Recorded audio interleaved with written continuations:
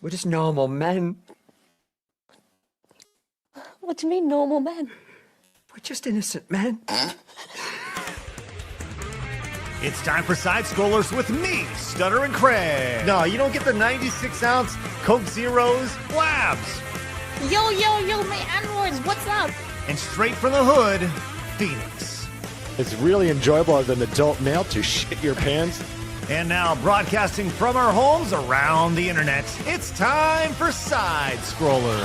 Okay, you ready?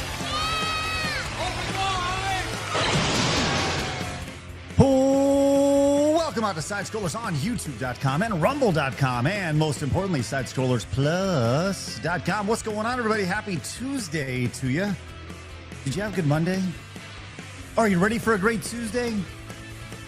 You are? Oh, that's great to hear. Good to see everybody. Glad you're with us. Big show today. Lots of fun with quite possibly the biggest champion on earth. We will get to her in just a moment. But first, here's Blabs. Hello, Blabs. The not champion. Anyway, hi everybody. Happy Tuesday. Oh, That's really big. I don't like that. Okay, yeah, sorry. Sorry. Sometimes I click the wrong thing, but that's all right. Your life is good. Yes, Blabs? Yes. Cool. Are you ready for Good, Boston? Like the TV slogan, not the TV. I'm not able to do words today. You know the clothing brand. See, I have no brain cells today. The life is good slogan. I'm just gonna stop. The hell are we talking about? No brain cells. It's fine. Somebody will get it out there. No, nobody will get it. Life is good. Yeah. All right. Sounds good. All right, Blabs. Well, life is good. Life is great. Blabs, do you have the spreadsheet pulled up for today, by the way? Yeah. Can you please put it on the run sheet? Oh, you hear? It's also in the private chat. I thought you Thanks. bookmarked it like 6 months ago. I'm ridiculing you publicly. Okay. There. Sounds great. Thanks. Someone who should never be ridiculed publicly. Joining us now, I cannot wait, a true winner in every sense of the word. Put your hands together for Leaflit. Leaflit, good to see you. How are you? What's up? I'm doing good. How are you guys? Man, I couldn't be better. I was just thinking about how long it's been. You've been on our show for a good while now, and I remember like the first time you came on, and now like everything was so great. Now we're just buddies, and you're on all the stuff we have going on. It's I love it. I love it too. I mean, I'm always excited to be on. It's always a good time over here. That's what we try to do. Try to have good times. Good times here. I can't wait to tell Phoenix about all the good times that you were a part of. This is going to be a great show. I can't wait. But with that said, everybody, please welcome to the program a true winner in every sense of the word, straight out of the hood on his birthday. It's Phoenix. Hello, Phoenix. That is true. I am a winner every single day. Everything I do, I exude champion everywhere. It just pours out of my veins and my pores. Mm-hmm. Champion. Okay, The winner is me. Well, I wasn't sure where you're going with that. That's good. I didn't either. Well, I'll tell you what. We could do an entire segment on this today, but I do just want to point out before we really get into the show, there is some breaking news that I wanted to share with everybody. This came down, looks like yesterday afternoon, and I could not be more excited to share the news. The award that Leaflit was awarded I did last see night. this. Yeah. Mhm. Blabs, do you remember not too long ago the Black VTuber Awards? Did you win a Black VTuber Award? Something better. Better. The Whiteys? You won a Congratulations, Cracker Leaflit. Award. I The did. results of the White VTuber Awards are in, and I would like to share them with you right now. The winner of the White VTuber of the Year goes to Powdery. Mm-hmm. She's Palest awesome, by the way. Skin. Maybe we'll get Powdery on the show. Oh, I've already talked with should. her. Palest Skin goes to Fallen Shadow. White Supremacist Goes to Blabs. Was she? I didn't even know she had a Come VTuber. on, man, sign me up. goes to Nachi Su. Oh, you got robbed. You got robbed, Blabs. The Better luck next honorary year. white girl goes to Philly and is Lost. And ladies and gentlemen, would you please put your hands together for the winner of Most Racist goes Thank you so much. Thank to you, Leaflit. everyone. Look at that. Wait, Look I'm at so that. confused. You're Asian though. How can you even be a part of it? That's part of the joke, I'm pretty sure. That's amazing. I love that the Asian won the Most Racist in the White VTuber Awards show. Yeah. I just wanted to say that I am so happy. I'm so proud, after, being called a banana all of my life. It's like finally the peel has been removed. Well, I'll tell you what, the voting on it was very close. And by very close, I mean it was a fucking landslide. You got 62.8% of the vote. Did you push your audience to... I did not. Okay. This is all organic. I didn't mention it at all to anybody. Wow. I think at the most, a couple people like told me about it, and they were like, "I'm gonna vote for you. Like, is that okay?" And I was like, "I don't care. You do whatever you want. Honestly, it'd be pretty funny if I won." That's like the most I did toward that, but I didn't. I wanted it to be natural, I understand that. Well, it's truly organic, an organic campaign, $0 spent on your campaign. Just, and it ended up being a blowout here, Leaf. And I congratulations. There's some real hardcore racists that I was up against too. So honestly, it was quite a feat. It's good. Well, I guess congratulations. The Asian won the White VTuber Most Racist Award. I think that's just, I don't really know what else to say outside of congratulations. Yeah. Goodbye fried rice. Hello French fries. There we go. Let's go. Congratulations. Way to go. All right. Well, now that we can acknowledge your greatness and your award, by the way, you can now put in all of your bios and everything, award winning. That's true. That's what I'm doing now. I'm putting that. Yeah. I think you should. I think that's a really important thing to, like little asterisks on it. And as a matter of fact, I think that's how I'm going to introduce you from here on out to the show. I love it. Perfect. Award-winning VTuber. Like it's in the thumbnail today. I mean, that's a big deal. So she won. We need to get her and Resident Racist together, and we can really take down some platforms with that. Let's do it. Oh yeah. How would all the white knights, like, how would they handle two minorities being so racist together? How could they possibly handle that? This is an experiment. I think we need to find out the conclusion too. We need to make this happen. Maybe we just put them in a room and just see who kills each other first. They're intense racists. Put them in with a broomstick and just let them fight it out. Well, I'll tell you what. If we can move past the celebration, which I don't, maybe we'll just constantly be celebrating you throughout the day, and I think that's probably the right thing to do. Right? Thank you. Yeah. But if you'd like to celebrate with us and it's your first time tuning in, do us a favor. Hit the subscribe button over on YouTube, the follow button over on Rumble. Join the 140,000 over on YouTube, the over 40,000 who have found us over on Rumble. We are also on Kick. We're on Twitch, and we are on Spotify as well. We'd love for you guys to find us over there. Quick reminder, programming reminder, with Blabs and Phoenix making their way to Boston for this weekend as we have our big Rumble meetup happening with Blabs. By the way, not just appearing. Notice on the screen it says hosted by Phoenix and Blabs. Look at this. Blabs, are you excited to be hosting this event? I was in the middle of a cough, man. We'll find out how I do, yeah? So that's Saturday. You're looking forward to that.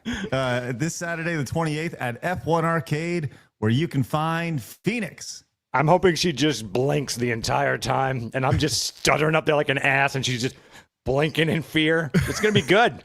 I'm going to have a great time.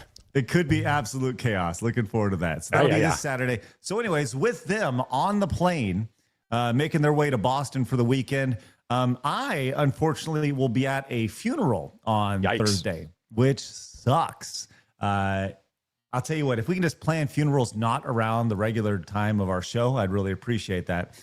But as I could be a little more tactful about that, because we will not be live on Thursday, we will be bringing you a special presentation of the Side Scrollers Plus podcast, never before released on YouTube. And I'm going to tell you this right now. This was wild. This was a doozy.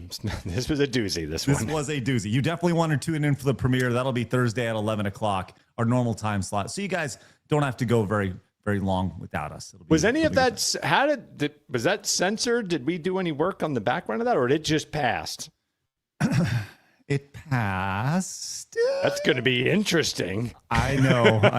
I feel like it's going to be one of those things where it goes live on YouTube, and then it's like, so about that. Yeah.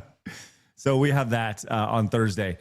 One thing we have going on every single day on our show is our Side Scroller Showdown. Now, once again, because we will not have a show on Thursday, a regular live show, and because Phoenix and Blabs are not here Friday, we thought it would be important to move the final week of our best console ever tournament to next week, which will continue that chaos then.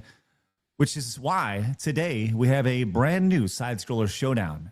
This one could get very intense, but let's check it out, Phoenix. What do we have today? Wow. You got it, Craig. That'll make sense in a second. Here we go. Today's showdown, as the grand elevator falls from heaven, it will be subtitle versus dubbing. Just that easy. This was Blab's idea. Blabs, you are the champion of this idea. Tell us more about it. Okay, so basically this was for Leaflit and Leaflit's audience that come over on every other Tuesday, because Leaflit is a really big anime lover, and also I do like the anime as well. And I also have this argument with myself too, if I like dub over sub. I actually do think about this quite often. So I know how much it triggers people too, so I figured it'd be a really, really good showdown. And I'm already seeing in the chat going, no! So yes. On. All right. You can vote with your Super Chat Direct Nations Rumble rants, and we will tally them all up. Yes, Phoenix. I think there's a clear winner here. I mean, like, so I don't know much about anime, but as well, it doesn't have to be about anime either. It can be about any type of foreign media. So, do you like watching, let's say, a movie in French, and you prefer watching it in French? So I was going to continue, but as resident film pretentious guy here, I actually would always take the subtitles. I prefer that, because you're getting to see what they wanted you to see. Dubbing, you're adding extra input that was not part of the original, if that makes sense. So I'll always take the subtitles. As much as it's a pain in the ass, I'll always take subtitles. In a lot of cases, that extra that they add is by people that have very clear agendas. Even worse, yeah. So, and I know that's a big problem in the anime community, correct? Especially, I think, on the American side, right? They inject, yeah, okay. And I think they even, correct me if I'm wrong, they even change some of the words, and they even change sometimes the background, right? They love adding like things like toxic masculinity in there, which is like not even actually like what they said, but they'll do all this stuff, and then the localizers will be very proud of themselves that they did it, you know. Mm-hmm. Well, we'll track all of this throughout the duration of the show. It's obviously a very heated conversation, and we'll see how this goes. Commodore fan says, I know it's not in the run sheet, but we need to get someone like Lunduke back on ASAP to talk about FCC router bans and what it means for every one of us that access the internet on a daily basis. I've not heard about this. I think that sounds like... But Lunduke is booked for April 23rd. That was the quickest we could get him back. So you can find out what we think of FCC in router bans in 1 month. Young Stubbs that came in with 5 says, ahoy, Leaflit and Scrollers. Happy birthday, Phoenix. I got my invite to Boston Sunday. Blabs can meet an East Coast Italian. We are different. Mahong. That'll be great. When you guys walk up, you have the Italian flag on you, and you're like, hey, boom, and you just start doing this a bunch with your flipping your. It's literally how I start every conversation, Craig. If you remember, that's how I started our first time we met. That's exactly it. That's true. That's true. Bada bing. Hey, Phoenix, are you Italian? I am, and Irish, both. Really? Yeah, I'm an American mutt. Oh, that's wonderful. I had no idea. That's good. You thought Are I was African, didn't you? That does happen a lot. You got the black brother, and I was like, well, clearly. So all right. Does drag our name down? Our family name is dragged down because no. So what you're saying is that we just need someone that has German ancestry on here, and then we have like the Axis powers, the pure blood, yes, the correct blood, yes, absolutely. I have Polish and Lithuanian in me, and Swedish. Polish, Lithuanian, Swedish. That's me. Lithuanian. Yeah. I got a little. It's funny because back in the day, I got a lot of slack for saying I got a little Pole in me. People were like, "That's sexual," and I was like, "Yeah, I know." That's right. That's right. Hey, Nova fan came in with one and says, "If Leaflit was a banana, doesn't that mean she would turn brown?" Yeti came in with 10 says, "Somewhere beyond the sea, Blabs is looking for tea. She'll find it in Boston." Ranger George says, "Wait, Leaflit is Asian? Right kind of Asian, East Asian, or wrong kind of Asian, South Asian? My money is on sub." Happy birthday, Phoenix. Thank you so much. There's 10 for sub. Are you the right kind of Asian or the wrong kind of Asian, Leaflit? I don't know. Oh. I actually don't know like what how people see that.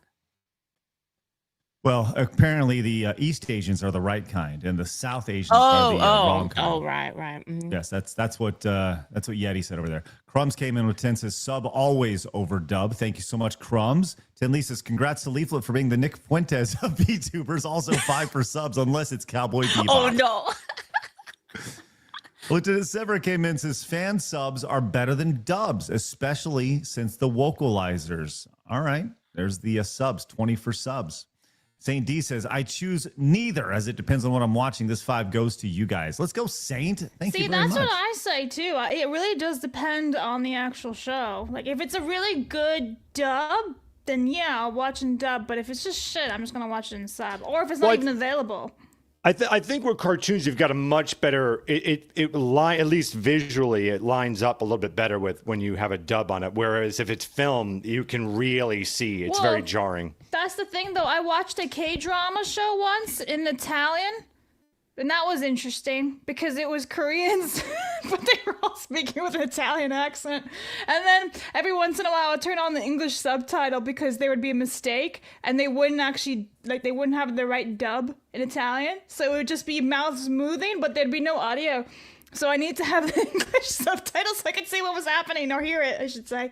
So yeah, the end. I hope it was really stereotypical Italian, like, "Luigi, why are you doing?" I hope it's like that. It was just normal Italian. Follow it very well. What does that mean? It was really fun though, seeing like this really good looking South Korean guy have this amazing Italian accent. I was like, wow, good for you. And then I'm like, wait, that's not real. Hey, give it up for Rob Fish, who just came in with a $50 super chat. Says, "Hey guys, first time donor, long time watcher. Thanks for the entertainment. Oh, and Blabs, thanks for responding to me." Rob Fish, thank you so much, man. Appreciate that. Glad we could be here for you on a day-to-day basis. And there's some jiggle for you right there. Thank you very much, Rob. Let's get you on the wall. Buzz, why don't you get a few more real quick while I get Rob on the wall? Then we'll get into some stories today. Okie dokies. Soul for $4.99 says, "This is for the sub. The only dub I'll accept is the Ghost Stories dub." Thank you. Drink for every time he says the word dub. Geo for $9.99 says, "Sub all the way, but Ghost Stories dub is a must watch, and hopefully Leaf got some sleep." Have you guys seen that? No. You guys should totally watch like the best of clips of the Ghost Stories dub on like Plus or something. It would be freaking hilarious.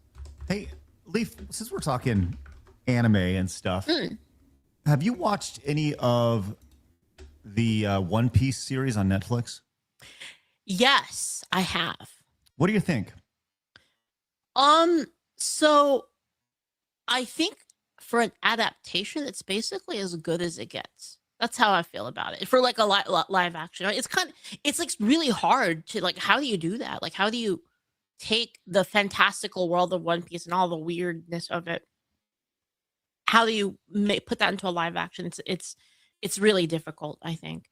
And I think some of the main criticisms were like with some of the casting, but like, I mean, performance wise, I haven't had a problem with it so far. Like in terms of like the actual performance, you can say that like appearance wise, they don't really look, well, most of them look pretty close, but you know, with the addition of like some new characters, they did like do the thing where they took some characters that were you know, that were they white, and race they made swapped. them they race swapped them. Yeah, Mm-hmm. they did do that for some of the characters. Yeah, but other than that, if I were to ignore that, I think the presentation of it. I haven't finished all of season 2 yet, but the presentation of it so far is like what I would expect from it being like it's par for like you know, how hard it would have been to adapt it. I think. I've never seen One Piece, the anime, and I hear it's like spectacular. And I started watching the series, the first season, a couple of years ago when it was first released, and I loved it. Like I was like, wow, this is awesome. And I started watching the second season. I'm like 2 or 3 episodes into the second season. Really enjoying it. Like probably my favorite show on any sort of streaming or television right now. It's like truly spectacular because I don't know the storylines. You know, I'm learning these things for the first time. I'm learning who is what. I think it's really, really fun to watch. And honestly, like, I think what's probably going to happen is I'm going to start watching the anime because of it, because I know that's on Netflix as well. And, you know, I think it'll be my gateway into watching the anime to see how faithful it was. So, the thing with One He's Piece, gonna watch 1,000 episodes. Well, I Yeah. know that's what I hear. It's like 1,000. It It's is, yeah. stupid. Yeah. it actually season 1 just ended of One Piece. I don't know if you heard about that. Let's see, season 1 One Piece episodes. The final episode was, what was it? How many episodes in season 1 of One Piece anime? Wait, where is it? 1,155. Season 1 just ended. So it was airing like consecutively for that many episodes, right? And it's kind of like, it's the kind of show where it's really slow in the beginning, but as you keep watching it, it just keeps getting better and better and better. Like the live action is going to be crazy. Like once it hits like maybe end of season 3, season 4 is like when the moment that it really does like catapult, and you start to learn like all of the themes of One Piece, which is like fuck the government. That's the theme of One Piece. Right. That's what I'm getting out of it too. Yeah. It's gonna be great. And apparently they're filming season 4. So. Oh, really? They're already that far into it. Okay. From what I heard, and you know, maybe you might have to double check this, but from what I heard, that season 4 is filming right now, and that they actually are trying to commit to 12 seasons. Wow. That's what I heard. 12 seasons. That's the word on the street. Okay, if that's the case, this is going to be Aren't around for a long time. Didn't they just release season 2 though? Yes. So they already did season 3? No, like allegedly. Dang. Allegedly, it's filmed already. Yeah. Wow. Well, I am enjoying it, and I do think it'll be kind of a gateway into the anime for me. You know, like my extent of anime is like Voltron and Thundercats. Well, Thundercats was American. The animation studio was from Japan. Right. Well, that's usually what anime is based around, is the animation style, right? Obviously it's Japanese animation. Well, I would imagine it's also the writing, because I think most yeah. anime is based off of the manga, however the hell you say it. So, so I don't know if they're exactly the same. Where Voltron, I think, was entirely from Japan. I think it was written in Japan. I think all that other stuff. God, talk about a sweet intro right there, Voltron. Oh, it's good stuff. Oh, I see so good. Corey in the chat says, video game podcast, by the way. Yeah, #1 video game podcast on God's green earth. I don't understand. Data shows it. Like we are literally the #1 video game podcast in the world. By the way, when you walk into a GameStop, what do you see? You see anime, you see games. This is all part of the same culture, guys. Come on now. GameStop actually has been really putting a lot of anime stuff out there. Like if you go to a GameStop now, they sell a lot of merchandise, like anime merchandise, like figures and like cards and stuff like that. Mm-hmm. This was a conversation we had a long time ago, and I would love to get is it figures or figures? Neither. Figures. Yeah. I always said figures. Figures. Like FIGGERS. I like how close we're getting there. I just say figure. Wow. Just waiting for people just to bleep all that out. Just some dirty, lazy figures. That's what I say. Yeah, figure. That's why this whole thing happened. Figure. I just wish all the figures would get out of our country, because I don't know, we got too many of them. That's what I say. All right. Well, let's move on. Dr. T.S. King says, here's a place for dubs and subs. These are two houses that should not be at war. Or I said, there's a place for both. The 2000s Full Metal Alchemist dub and Yu Yu Hakusho G Gundam got me into anime. Subs are for the first time.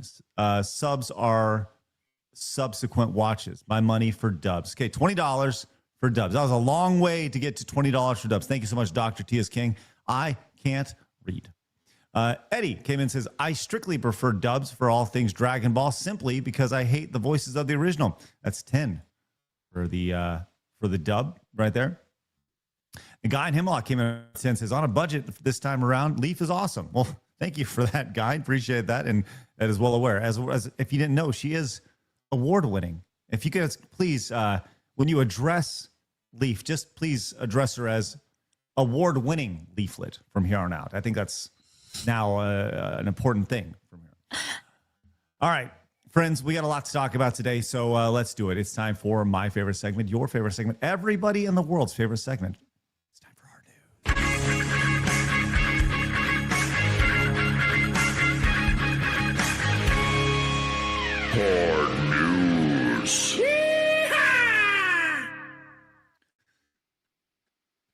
Want a little nostalgia? A little nostalgia to start your day, huh? How about, you guys ever been to Dollar Tree before? You guys like Dollar Tree, Dollar General, all those budget stores where things are no longer $1. They're now like $1.75, right? Oh, are they? I've always seen them even higher. I go to like Five Below and everything starts at $40, $50, something like that. It's not Five even close.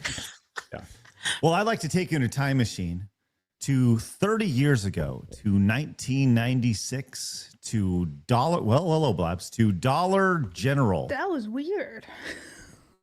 This is Dollar General. Looks like some promotional footage from Dollar General back in 1996. Looks like some random old little store here.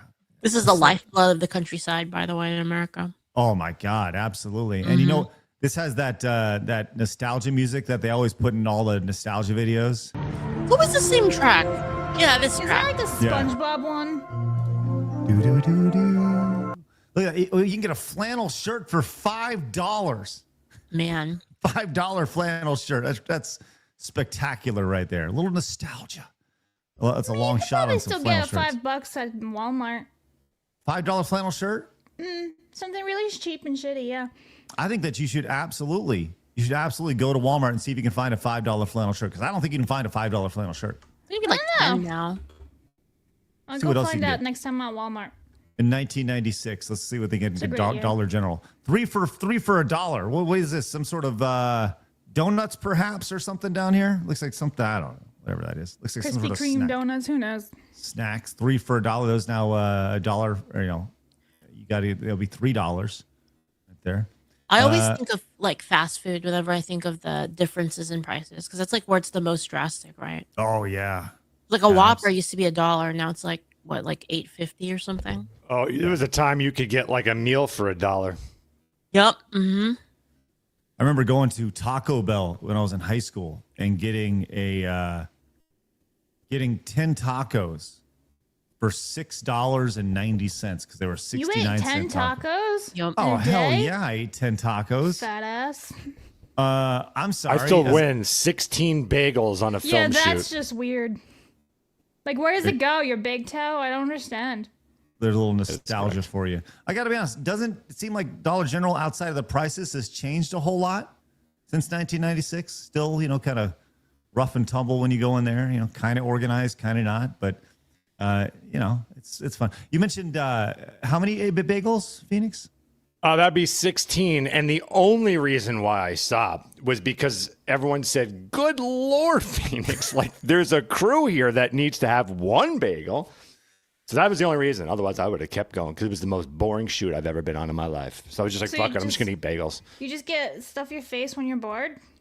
There was literally nothing else to do. I wanted to die. It was like 24 hours. I just, fuck it. I'm going to just eat these bagels.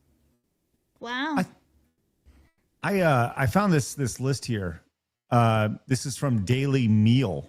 as we can pivot over to how much things used to cost when it You came want to to pivot off that incredible story of mine from? No. Can you say it one more time? I think we didn't really grasp the 16 bagels. Yeah, guys, this is a great story. No, continue, Craig, please. No, I mean, I want to pivot from Dollar General to how much Taco Bell used to cost when it comes to these things, right? Taco Bell especially. Oh yeah, Taco Bell was stupid. Now, let's start with McDonald's and a hamburger. Now, once again, in 1965, apparently, a hamburger in 1965 cost 15 cents. Now, that's the equivalent of $1. This is an article from last year, 2025. It's the equivalent of $1.53 today. Now, obviously, that's nowhere near what it would be today. And as you know, we know a hamburger now is like $6-7, for a hamburger at McDonald's. Same burger today, $2.69, depending on your location. Do they still have the dollar menu on McDonald's, or did that go away like ages ago? Oh, no. It's been rebranded, Phoenix. It's now the value menu. Value menu starting at $25. Okay. It's also like a pick two thing. So you have to pay full price for one item, and then you get the second item at a discount. You know what the biggest travesty of the whole thing is? The Lux menu at Taco Bell. Have you guys seen this? It's supposed to be like the luxury menu. The Lux value menu here. I can pull this up. Get a beefy potato loaded griller for $3. A mini taco salad for $2.50. All these things, like a cheesy roll-up, that was like 10 cents not too long ago. Now it's $1.40 over here. Yes, the prices of everything has gone up exponentially. By the way, these are luxury items. The cheesy Fiesta potatoes. And that says Lux to me.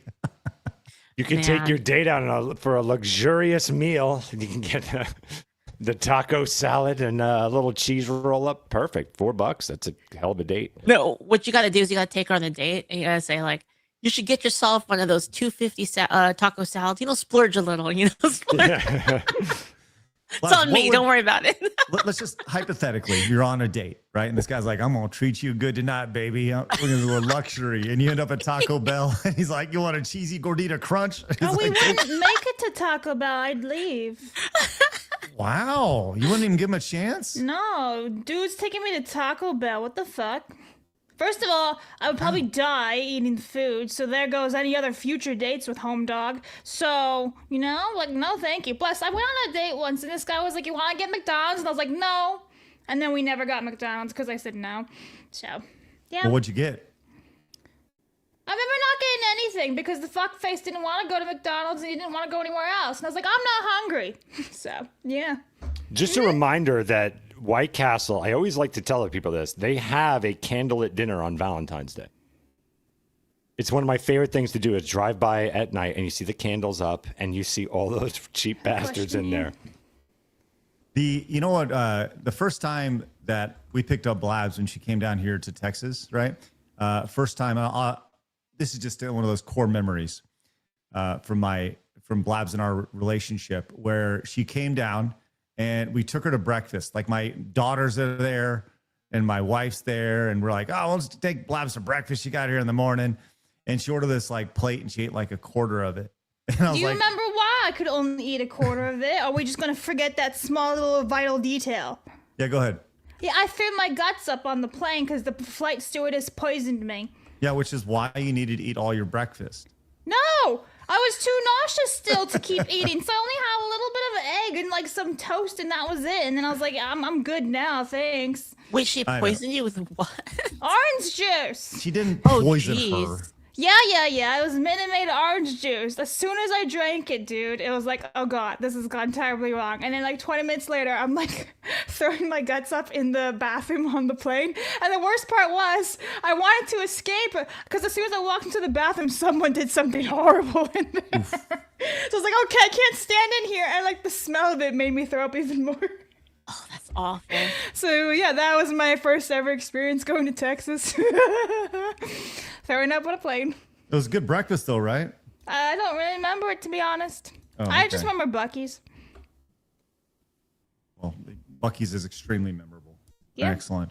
All right. Well, there you go. There's a little nostalgia for everybody to start your day when it comes to Dollar General, which is one day I would love for us to watch some of the old Nintendo have you ever watched any of those like old Nintendo training videos and stuff like that, or like even the GameStop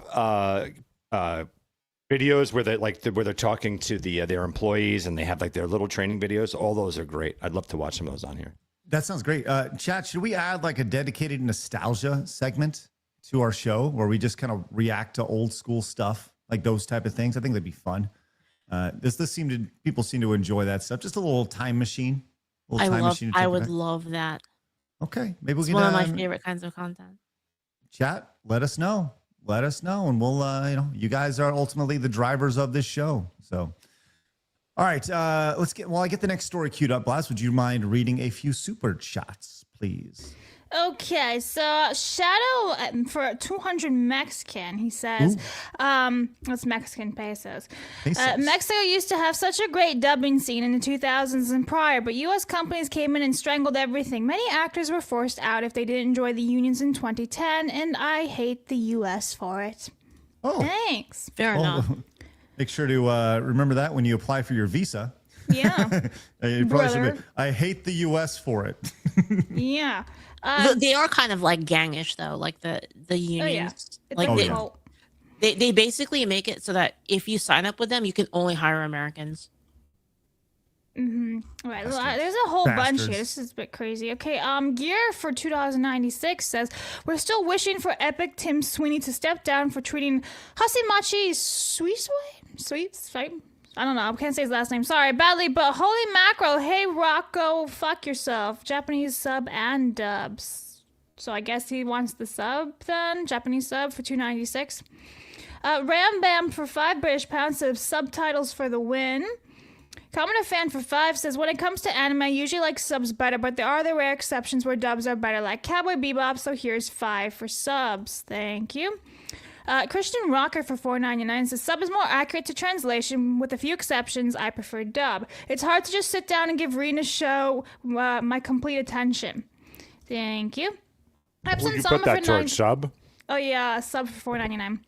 Epsilon Sama for $9.99 says, sub if only they aren't localized sub, aka dub script subs. Also, what happened to the faux March Madness console war? I don't remember there being a final. Right, it'll be finished up next week. Yes. Yeah, next week with Phoenix and Blabs being out Thursday and Friday, we wanted to make sure that they were there for the epic finale. That is, by the way, faux, it's about the most realistic console tournament in history. Get out of here. Ridiculous. So, Emerald for 5 says, I stick with sub ever since voice actor Vic Mignogna was canceled by the woke mob and other VAs who threw him under the bus. Never forget. Thank you. Iron Bear for 5 says, I watched either way. I'll pick dub. Please show the meme of Leaflit I posted on Side Scroller's X page yesterday. It's where it shows her as the guest. Thank you very much. That was for 5, right? Yep. Midget Menace, fantastic name. For 5 says, I prefer subtitles because I enjoy foreign languages, so I'd rather hear the native language and learn it, but read in English. Thank you. Phantom for 5 says, subtitles all the way. Question for Leaflet, has she read the Akira manga? Best sci-fi story ever and better than the anime film. I have not. I have not read the mango of that. The mango? The mango. I read the fruit. The Deep Fryer for $4.99 says, I'll generally go sub unless it's Cowboy Bebop. Dub all the way. Steve Bloom is the only Spike. Thank you. So Young is that Stove. For dub? Dub sub? All the way for $4.99. Young Stuff for 5 says, sub supremacy, except for Yu Yu Hakusho and Cowboy Bebop and old 70s kung fu movies. The Portuguese dub for Dragon Ball Z is fucking hilarious and insane. I've actually seen some things in like different languages and they are pretty funny. Gear for 100,000 IDR. At Leaflet, fans of Maddie Savvy and Gacha Grail are attacking Honkai English VA actress Annalise Fisher, Firefly, for promoting IBPPC after chronic illness recovery from hospital. He's going for Japanese sub. Okay. That's IDR 100,000. Okay, IDR. idea. Wasp for $10 says, my vote goes to subtitles, but there are a select few where the dub is phenomenal. Cowboy Bebop, Black Lagoon, and Hellsing, both versions are examples of an awesome dub. So that is 10 for sub. Okay, I'm ready to go in UR Blabs. Yeah, okay. We're good then. Okay, sounds Well, it's just good. I have a whole bunch to keep going, so it's like whatever Okay, you well- like.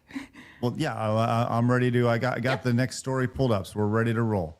Unless we have some big support, like Pataket Greg says, I try to get into the voice acting industry, and after meetings and learning from those, I vote sub. The vocalization is awful. It was back better in the day, but you still had censorship. Live action, Rory Noi. I'm sorry, I can't even say that, Pataket Greg. But Greg, great to see you. By the way, I saw that you won Phoenix's show over on his channel. Congratulations on that, Greg. Way to go. Excellent job. How much was that for? That was for $20. 20. All right. Let's go ahead and get into what's going on in society right now. If anybody's traveled in the last few days, you've seen that there's been really long lines until there wasn't when it comes to traveling in airports with the TSA, the Transportation Security Administration. Is that right? I think that's right. Now, we go to Marty O'Donnell. And once again, this is a political tweet here, but, you know, Marty's been on the show and he's running for Senate, I believe. So we're going to party completely shut down air travel to stop illegal from being deported. It sounds insane to say out loud, but it's exactly what happened. They don't care how much pain they cause Americans as long as the illegals they brought here get to stay. Now, there's a government shutdown right now in the United States of America, and that's why the TSA apparently isn't getting paid. And apparently we've seen like a bunch of people in the TSA quit because they're not getting paid. They're not getting their paychecks, which sucks. So, Phoenix, do you know a whole lot about like the whole government shutdown, how it all started and everything? Not in great detail, but from my understanding, it's essentially the Dems are, from my understanding, are holding strong because they don't like what ICE is doing. So, and then the Republicans are saying, no, we got to do something about it. And so they're boycotting in a sense. And so that's what one of the big reasons for this shutdown has been. Okay. So the TSA they're not working. And that which a few days ago related, you know, as you saw these massive lines when traveling here. These were hours and hours and What a hours. nightmare. Pretty much the worst thing ever when you're traveling. And I saw some where they're saying the lines to get through TSA just alone were like 5 or 6 hours. It was Hooray. stupid. By the way, can we just take off your stupid mask, you idiots? Sorry. They weren't social distancing either, which is the worst. But just the idea of this happening, if you were traveling on one of these 2 days, man, that sucks for you. Gives me Totally anxiety sucks. even looking at it, man. I like that you're talking in past tense. So I'm hoping that this is resolved. Well, you know, it's funny you mentioned that, Phoenix, because what happened was apparently our leadership, the president of the United States, said, you know what I'm going to do about this? I'm going to send in ICE to help out with this and to help organize this. And ICE has has taken over some of the responsibilities of this. And well, I'll tell you what, let's just go to CNN and see how this has gone. CNN was actually kind of impressed with what's happened here. Finally, we can take a deep breath here. The numbers have dropped off. The lines are getting shorter. I think the average wait time now is under 40 minutes. So if you have a flight to catch today, it's a good time to come to Hartsfield-Jackson International. Finally. So they came in, they got organized, they helped keep people online. That was in Atlanta. This is from Florida, right here. And the wait line looks like this. In the couple of hours that I've been here, I've seen ICE officers patrolling, and the line has looked the same since I got here. Completely empty. So if you see wait times go down while you're traveling, you may just want to thank an ICE officer. Earlier this morning, travelers may have experienced a little bit of a wait time, but since I've been here, the lines seem to be moving fairly smooth. So it appears that ICE has kind of come in, and not only are they taking out the illegal immigrants, we are seeing them handle up on the busy work when it comes to getting through security at the airport here. This also here, contrary to the narrative in the corporate media, many travelers at Houston's airport seem to be welcoming ICE presence as they're like handing out water to people in line and holding people's spots for bathroom breaks and things like that. I mean, It's a brilliant, brilliant move. It is, yeah. You figure, so one thing is you take resident normie, and they see long lines at an airline. They don't think politics. They immediately just think who's in power at the moment. Well, Trump's in power at the moment. And so just that all falls under his problem, right? They don't know the ins and outs of politics. So immediately you're going to go there, especially if people are whispering, oh, yeah, it's because of him. Okay. So then you get ICE to come in, and now are the saviors of making the lines faster. It's a beautiful PR move as well as a great solve. But it does help ICE look like the guys that are now they're handing out water too. These are like your resident superheroes now for you. And you don't have 6-hour wait lines. You have 40-minute wait lines to get through, you know? So this brings up a lot of questions for me, actually, right? Like, look, we were all there. I think Blabs, you probably don't remember 9/11 very well. You were just a baby. I mean, excuse me? Okay. Well, I mean, you're a baby, right? You were just a 5. kid. Yeah, I'm saying, but you're 5. I was in college when that happened, right? Like, so I have a little bit more lived experience and such. And I mean, you know, I'm sure it impacted you, but to see it affects you differently when you're, 20 as opposed to 5. That's all I'm saying, right? We were all there when 9/11 happened. That's when the sweeping enforcement changed at the airports. So now all of a sudden you see people with guns. You got to go through security to go through. Or prior to 9/11, you're literally at the gate.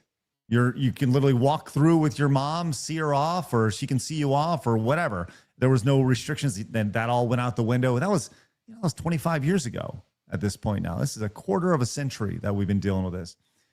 Matt Walsh had a tweet that I wanted to get y'all's opinions on. Now, look, Matt has had some dumb takes when it comes to anime, gaming, whatever, right? No, he hasn't.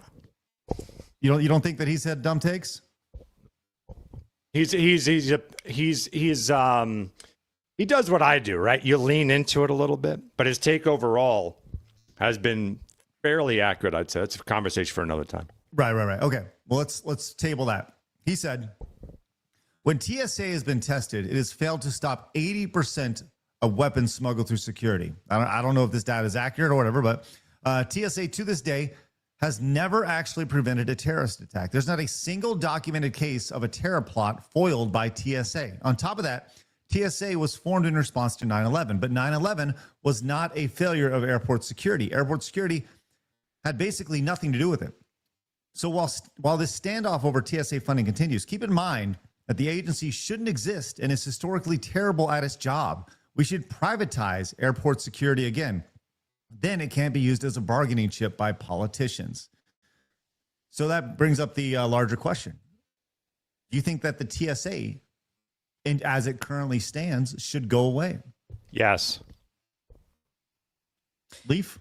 Well, I think anytime the government handles something, it's like almost always bad. Like that's like the one thing that is, it's almost as universal as like death and taxes, is that the government is going to suck at whatever function that they're trying to do. Going to be as inefficient as possible. Remember that it took like 20 years basically for them to reinstate that you could wear your shoes in security again? What the fuck, dude? Like, no, go fuck yourself. I'm not gonna walk barefoot in an airport. Ugh. So no, they still can go fuck can. themselves. No, you can still wear. No, you can wear shoes again. They put it back like 6 months ago, where you can now wear shoes through security. Really? Because I know you could if you had like the special clearance, like those like like those pre-clearance things that you could. TSA They did it so everyone can now. So everyone can, but the problem is they're so retarded anyway, because let's say you have metal on your shoes, like a zipper or something, that gets flagged anyway. So even though you'd be like, do you still need me to take my shoes off? And they give you a hard time, they say no. Then you go through the detector and it beeps and they're like, go back, take your shoes off and go again. I'm like, we could have done this the first time when I offered, and they That give me an happens to attitude me and said, all the yeah, it time. happens to so many people. Me, Phoenix, happens to everybody. So it's still retarded. But if you wear sneakers, you kind of get through no problem. Did you ever see those pictures of like the guys that they wear the T-shirt that says it's not gay if it's TSA, and then they're just getting like filled up by the. Dude, I got felt up Amazing. once by TSA. It was terrible. I was wearing a dress and everything, and they're like, "We gotta check you." I'm like, "Are you shitting me here?" It was in Oregon. Not fun. The end. Well, a lot of people are really pissed at the idea of ICE being an airport. Let's go back to CNN to see what they had to say about this. Be better. Is there Be a better. single report today of something going awry with ICE agents? Well, thank God for 24 hours something bad didn't asking, happen. maybe there is. There was a ICE. But obviously, this is Scott Jennings, who is kind of the sane one on CNN in their panel here. There was a ICE agent refusing to identify himself, arresting a woman in an airport, freaking people out. They weren't even sure it was in San Francisco airport. Well, what kind of an interaction was it actually? Do you know the situation? It was an arrest. I don't know. Scott, what Who information do you have? who did they arrest? Now you're bringing it up. Who did they arrest? No, I'm saying Internet. We'll need the internet. Scott, two senior administrators. Meanwhile, this woman was arrested by ICE Sunday at San Francisco's airport. DHS says she's from Guatemala, had a deportation order signed by a judge, and tried to flee as officers were deporting her. DHS saying the incident was unrelated to efforts to help TSA. Classic. Yeah, pretty awesome. You see the headline and just kind of roll with it right there. What a I mean, honestly, kind of brilliant move, like putting ICE of all things at the airport. I mean, you're right, Phoenix, when it came to this idea, man. Solves everything, including PR. It's a brilliant move. It is. I agree. Chuck Schumer was not happy about this as well. This is the before. Everywhere ICE goes, trouble follows. We've seen that. And it is highly likely the airports will be no exception.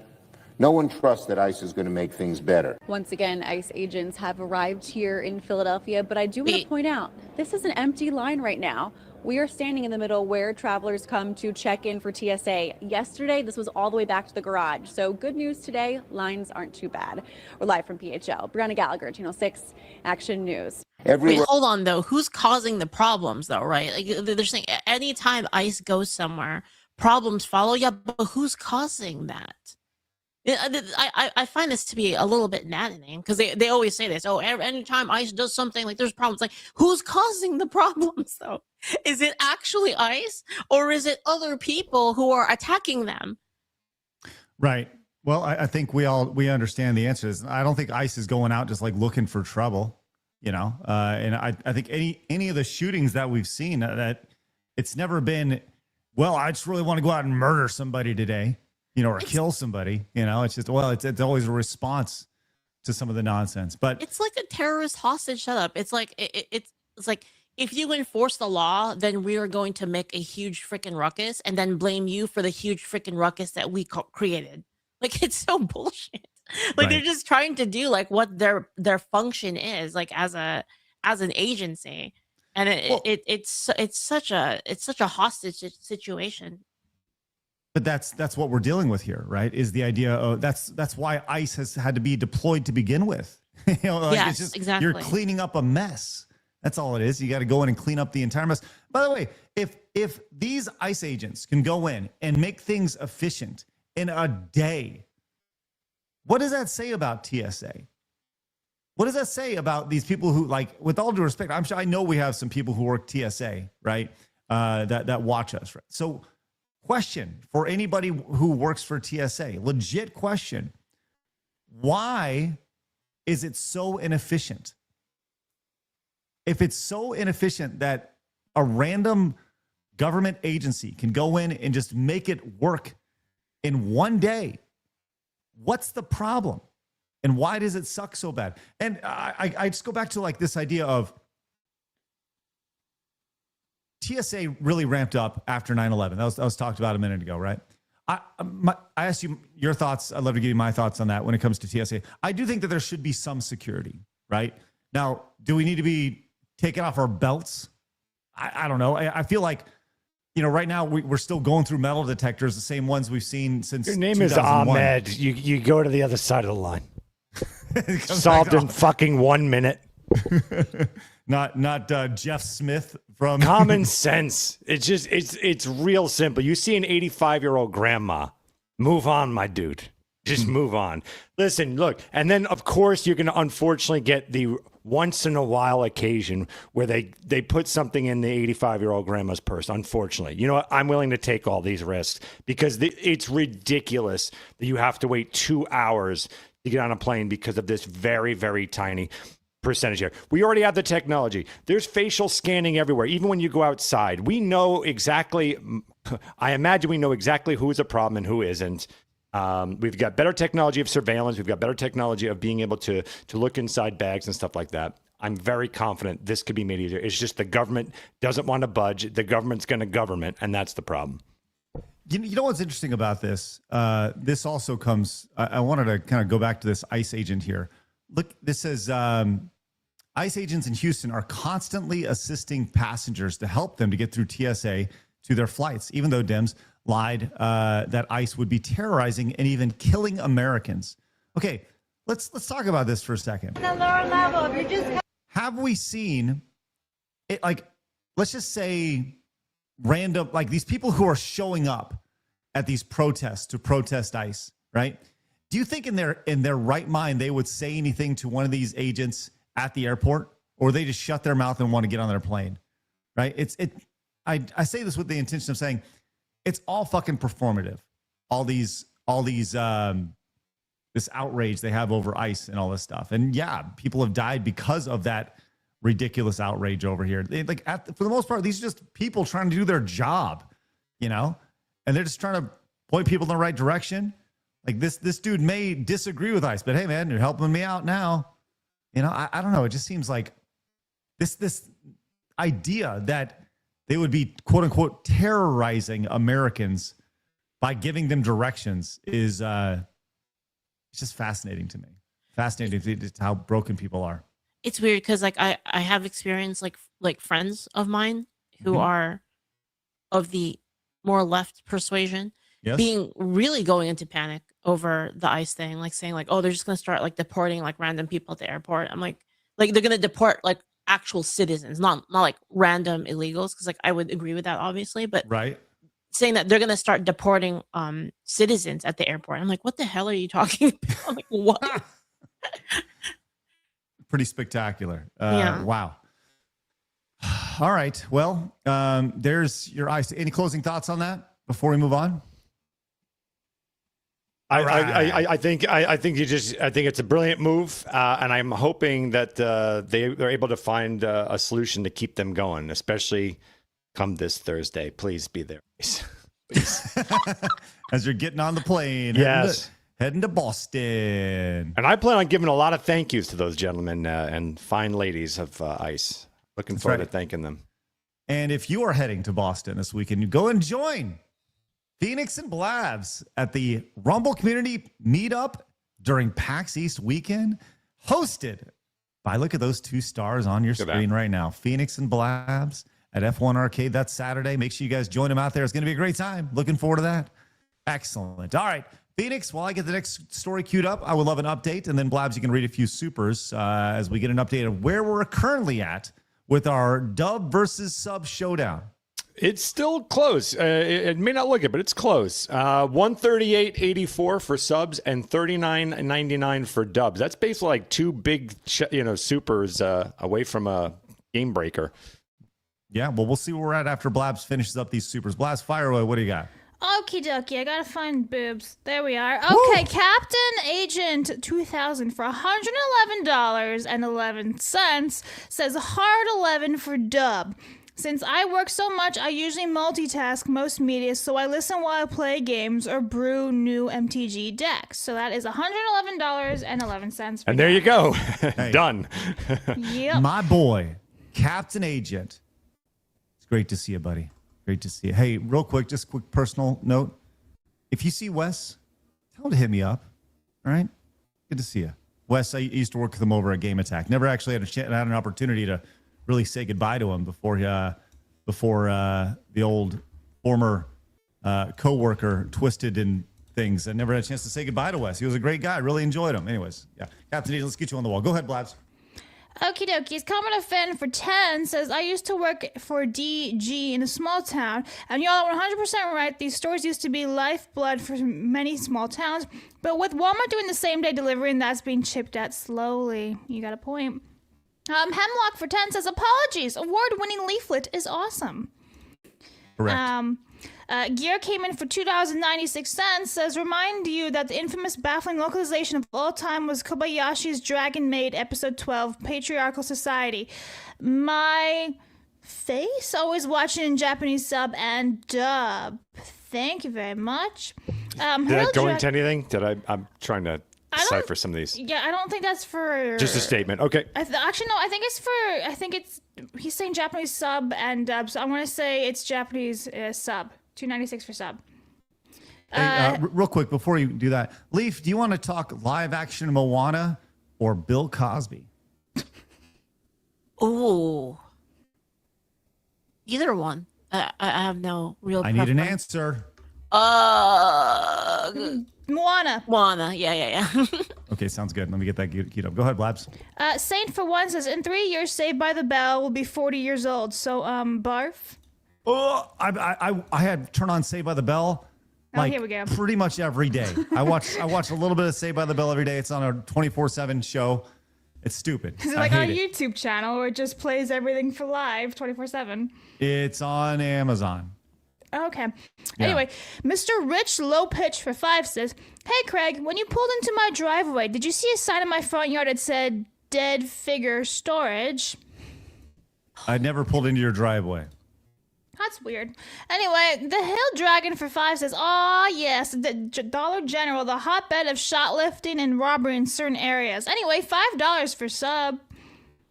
I want to make sure I didn't miss any over there. Okay, Rob Fish for 5 says, oh, please give my 50 and this 5 for dubs. I can't stand subs. So that was 55 for dubs. Thank you very much. Dallas Braden for $20 says, Craig, show the side scrollers bad again. I want to get another made, and I don't want to remake the one you have. Side scrollers rules, and Leaf, you're awesome. He's gone now, so I'm guessing he got the bat. You just hear it clang.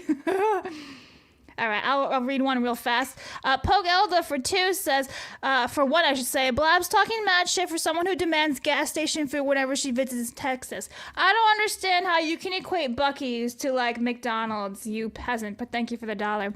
Anyway, Payne for Canadian 5 says, Leaf, why don't you use your slime avatar? It's cute. Canadian 5 for dub. I feel like I use this one Professor every time Leaf. now. Yeah, Professor Leaflit, it slaps. All right, Commodore Finn. Award-winning Professor Leaflet. That's right, most racist, award-winning. You're just gonna play with the bat? Anyway. Well, yeah, I'm working on my batting stance here. Bats I can see it. Bats are great at hitting figures too. You could really good. I prefer to go the overhand as opposed to the traditional baseball route. Yeah, go ahead. Yes. Commodore Fan for 5 says, my understanding is the SAVE Act has not gotten passed yet, so Trump will sign no other bills, and every funding bill Dems try to push has bullshit attached, and it's mostly Dem Chuck Schumer being an asshole. SAVE Act will never get passed. You don't think it's ever going to get passed? No, because Republicans are garbage. True. They're garbage. There is the thought that if all the Republicans, have you seen the thing that Scott Pressler's been throwing out there? The idea that depends on which. Yeah. So he's been saying that they're supposed to go on break. Yeah, coming up, right? Mm-hmm. If all of the Republicans stay, if every single one of them stays, then they could pass it just by them being there. And that sounds like hey man, sacrifice your fucking week with your family for the better good of America. That's really telling. But yeah, I'm with you on that, Phoenix. They won't. Slight chance. Yeah. Just no. Danny Evil Robot for 10 says, Dollar General used to be good when I was a kid, but nowadays I haven't went inside the store in years. I heard so many stories about employees constantly quitting and only one person working. That's true. I only ever do see one employee working, and anytime I'm in there. Cody for 10 says, government employees should not be allowed to unionize and TSA shouldn't exist. 10 for dub. All right, I'm ready to go, Blabs. And let me just hit up the really big one right here. Orman for 20 says, congrats on the award, slime ball, but never ask a slime the race of their girlfriend or boyfriend. I can't support the dub industry after the vocalization of anime and what they did to Vic Mignogna. You guys should have Vic on. He's a chill guy. Thank you very much. Yeah. I'm down. That sounds great. We'd love to have Vic Mignogna on. All right. Oh yeah, I'm surprised you guys haven't. We haven't had him on. We'll need to do our best. We'll get him on. It'll be great. It'll be good. Okay, let's go ahead and move on to. Hey, you guys ever seen Moana before? I have actually. You guys ever seen? What'd you think of Moana? Am I the only one who's seen it? I have. I like it. Well, here's the thing. I thought it was okay. I didn't think it was great. There was only that one song that everyone when the mother was singing. And I remember that because my college mates were singing it so much because it came out when I was in college. I remember we did like a girls' night or whatever, and all the girls were singing and with their drinks and getting super duper sloshed for like that one song. Which one? Other than what can I say except you're welcome? No, not that one. No? Not that Okay. one. Just the whole like, Moana. how far she'll go, whatever it is. Oh, sorry. That one where the girl sings. But yeah. I didn't think it was all that great, to be honest. I thought it was okay. Like, it's not a bad movie. It's just nothing very exciting. This And is we a got, CG, right? This is a CG Yeah, movie. the I think, original right? one in 2016. Well, they decided they need to remake it because The Rock's getting older, and The Rock played Maui.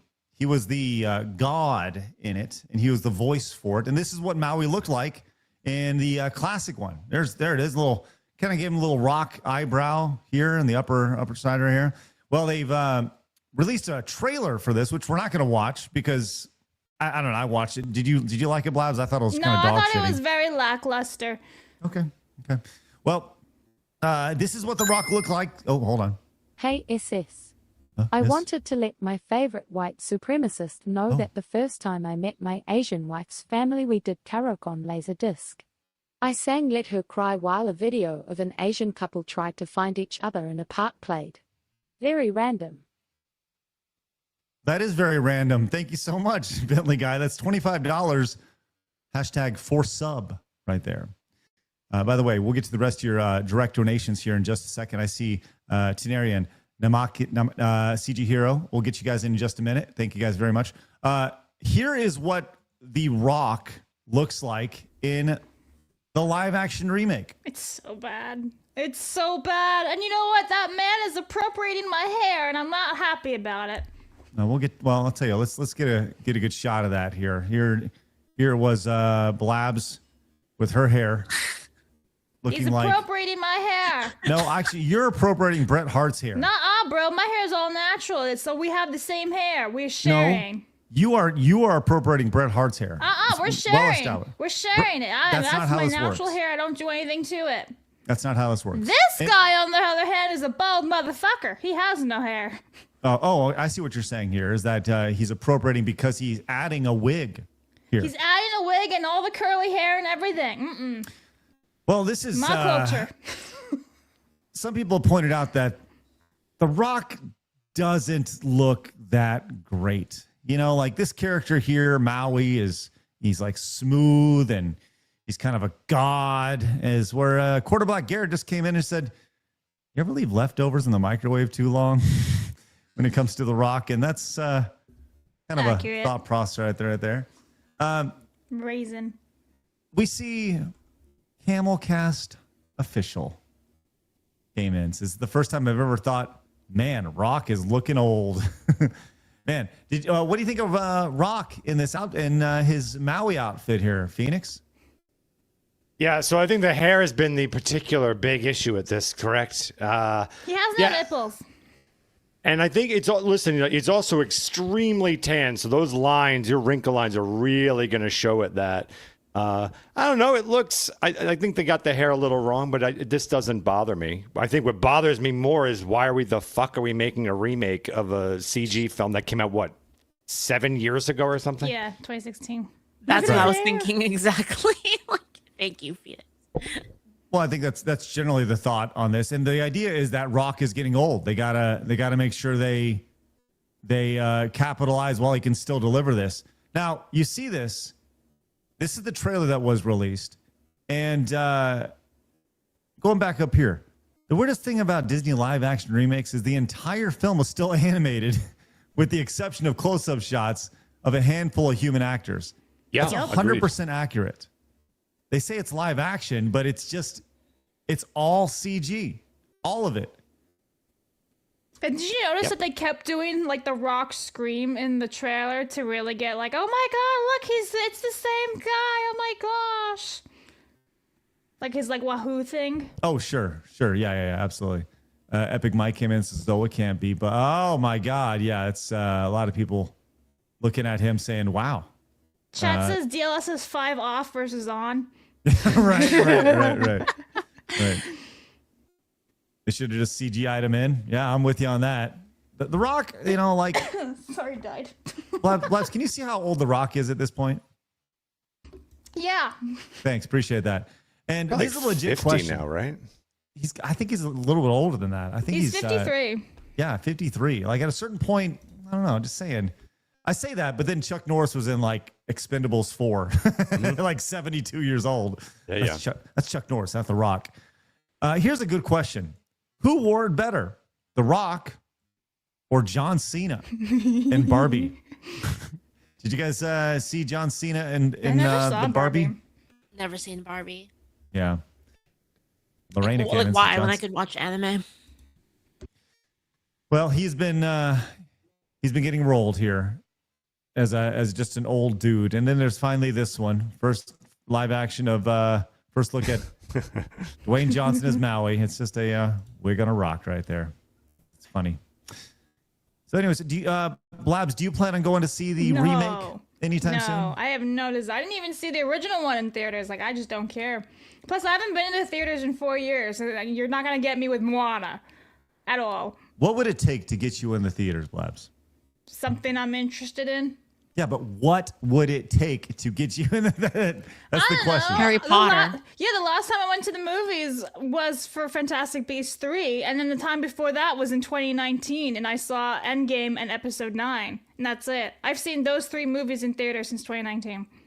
Okay. I don't live by a theater either, right? So, like, it's like a 40-minute drive each way. And the last time I was in the theater, it smelled like vomit. So I don't really want to go, you know? When I can just watch it conveniently with my surround sound and not be surrounded by stench of vomit. I understand. Yeah. The correct answer is Fast 11. That is the correct answer. Yes, What will get you to a I theater? will go with Phoenix to see Fast 11. That's the correct answer. Fast 11. Have they made plans for Fast 11 yet? Yes, they have. Ooh. It's the final one. Is it really? Yeah. Shut up. It's the last one. Yeah. It was supposed to be 2 more, but the last one didn't do that good. So Okay, it's hold on. just 1 more to go. Phoenix, this is a legit question. Yes. After you leave the theater, Will I kill myself? That is correct. It's coming out in 28, by the way. Will you just put a knife directly into your throat and just end it right there as you walk That's out? correct. Yes. I'm going to drink motor fuel and just. Did you know it's called Fast Forever? I Well, yeah, did of know course. it's called Fast Forever. Why would it not be? It's like the perfect title. By the way, the Japanese Fast and the Furious titles are orgasmic. They're orgasmic. What? Tell me more. Oh, hold on a second. I'll get them for you. Hold on. Okay. Of course he has them. All right, while we do that, Sigrun came in with a $50 super chat just now. Says sub, specifically fan subs from real fans. You're not a real fan of Japanese media if you're not willing to learn at least a little Japanese to understand a fraction of the words and phrases that are commonly used in all anime. Localization is paused. Thank you so much, Sigrun, with the $50 super chat. I'm going to get you on the wall, Sigrun. 50 what? I didn't hear where. I did it for you. You're good. Yes. Oh, thanks. Yes. So, Phoenix, the names of the Fast and Furious? Yeah. So I'm hoping I get these right because like one of them is called, instead of Fast 5, it's called Mega Max. That's that. Then there's another one called Fire Boost, which was the Fast X. Nice. I have to try and I gotta. There's other variations. I will find them. Yeah, I'm disappointed you don't actually own these movies in Japanese. I thought you had the physical DVDs on you and be like, look, this is the title.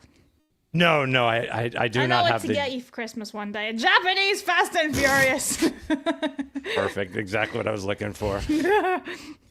All right, real quick before we move on to our next story, which by the way, do not go anywhere because this next story is legitimately shocking. I read this and I was like, there is no way. We'll get to that in just a second. Phoenix, let's get a quick update on where we're at with our battle of sub versus dub. Okay, we've got boom. $216.80 for sub and $221.10 for dub. Okay. Wow. This is very close. Getting close now, yeah. I For mean, a while, That's actually, closer than I dub was leading for a little bit. Wow. Okay. We're gonna see how this goes. This is we got about a little bit of time left for about the 6th or 7th inning, if I can use a little baseball terminology. We'll see how this You finishes just want to up. say 6-7 like a tard. 6-7. That's exactly what I wanted to do. But what I really wanted to do was tell you about our friends at Rumble Wallet. That's right. Today's episode is brought to you by our friends over at Rumble Wallet. If you haven't yet, a little bit of a inside scoop that a lot of creators are talking about. It's called Rumble Wallet. We've talked about this extensively. It's like Super Chats, except they don't take anything out of it. And it's awesome. And you control your money on it. It's like, so here's the thing, little background. If you were to Super Chat us on YouTube, YouTube takes 30% of that. So if you Super Chat $10, YouTube says, no, we'll just take 30% of that. So we get like $7, right? With Rumble Wallet, nothing.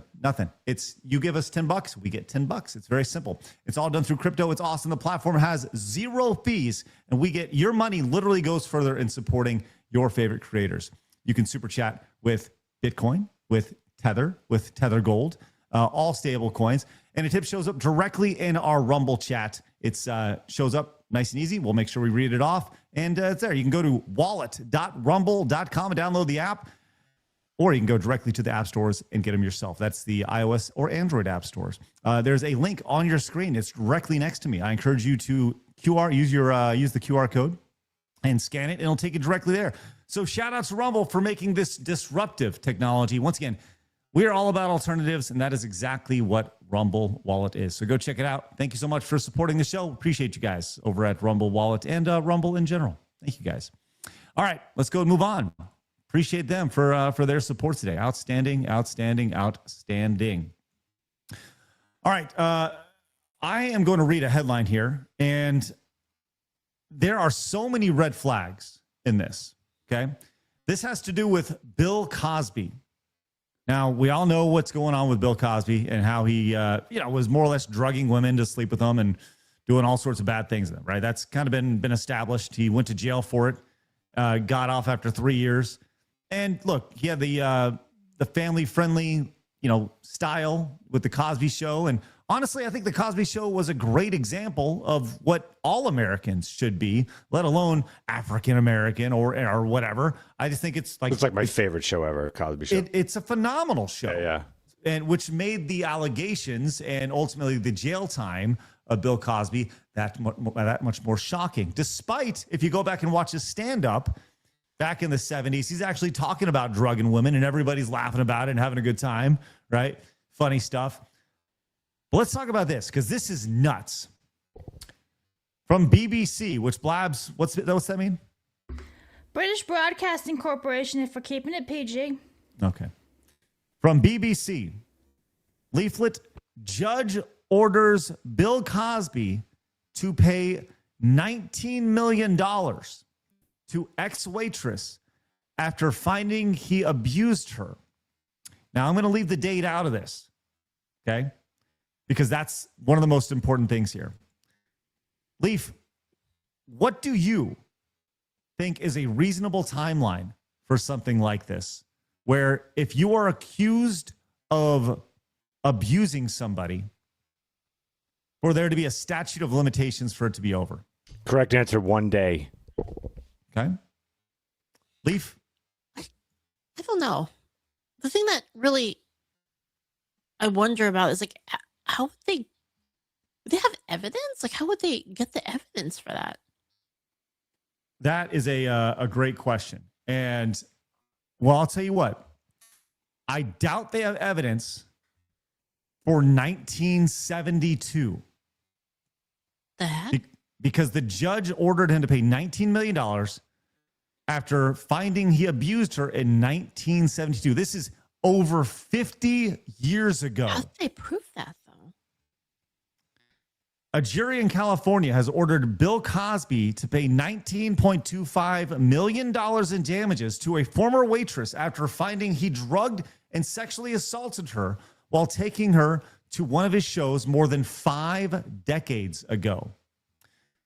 The former waitress says the former star gave her wine and a pill that left her incapacitated after picking her up at her home in a limousine in 1972. Bill Cosby, who's 88 years old, has denied the allegations. Motzinger is the lady's name, along with similar claims that in a sting of civil and criminal cases filed by dozens of women. He was freed from prison in Pennsylvania in 2021, nearly 3 years into a sentence for sexual assault after his conviction was thrown out on a technicality. Cosby's lawyer, Jennifer Bongine, told U.S. media her client would appeal against Monday's verdict.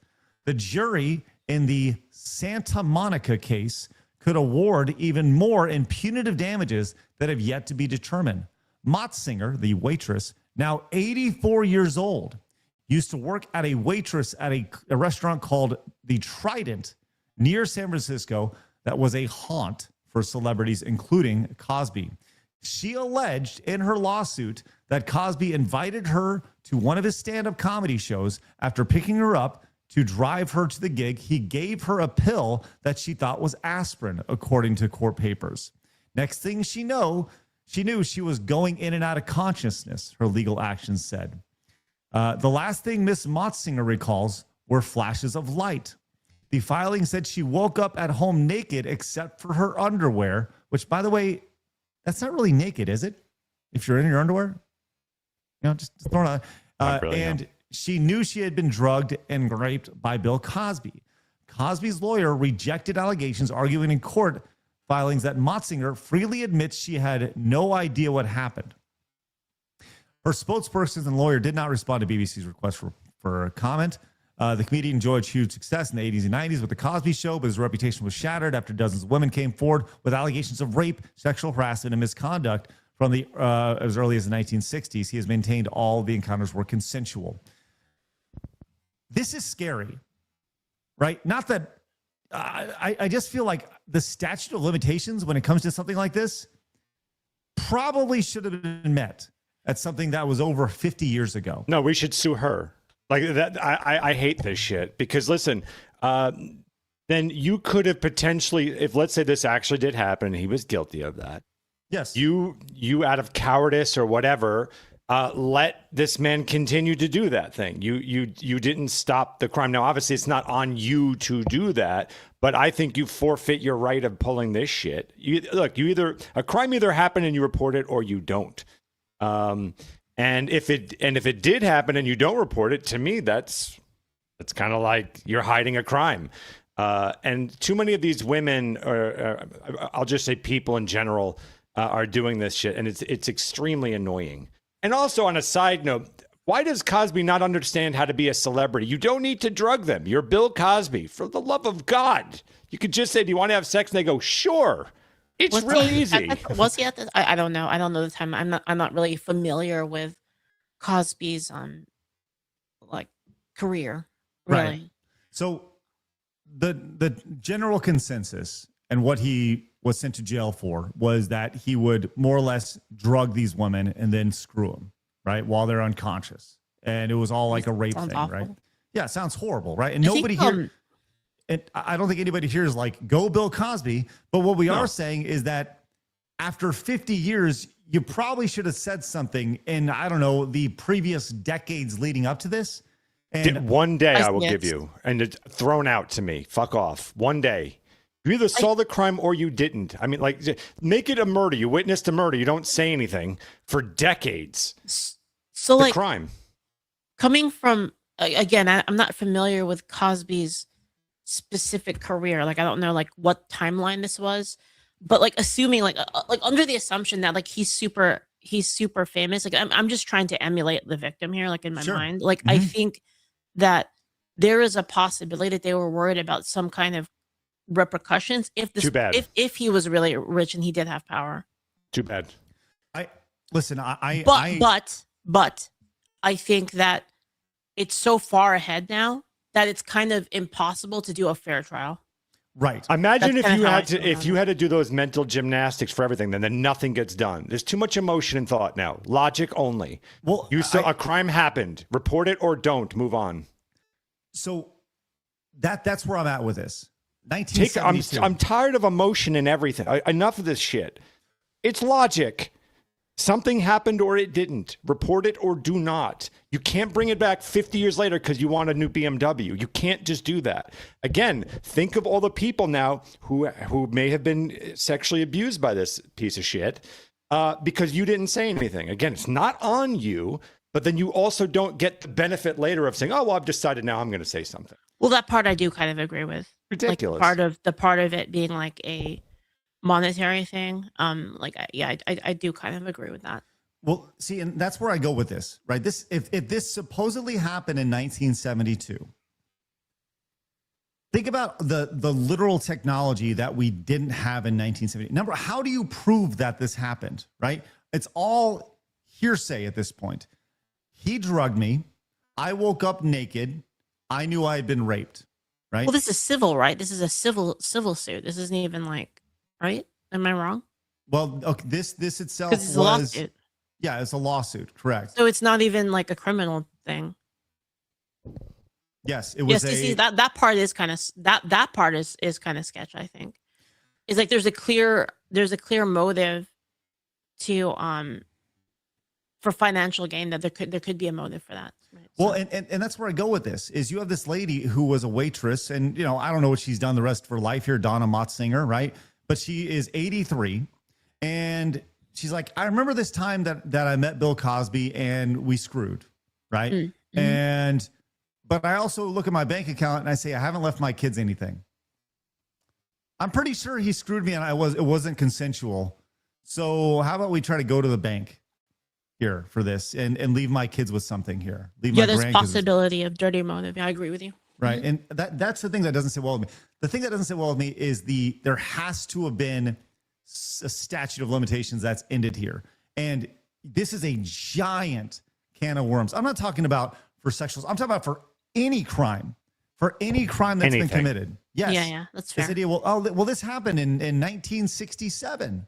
Oh, well, you mean you stole $500 in 1960? Well, I could have invested that in the stock market. I could be a wealthy person by now. I'm going to sue you for stealing from me in 1967 for $42.5 million because I could have invested that in whatever, I could have bought. Wait, is that why it's so high?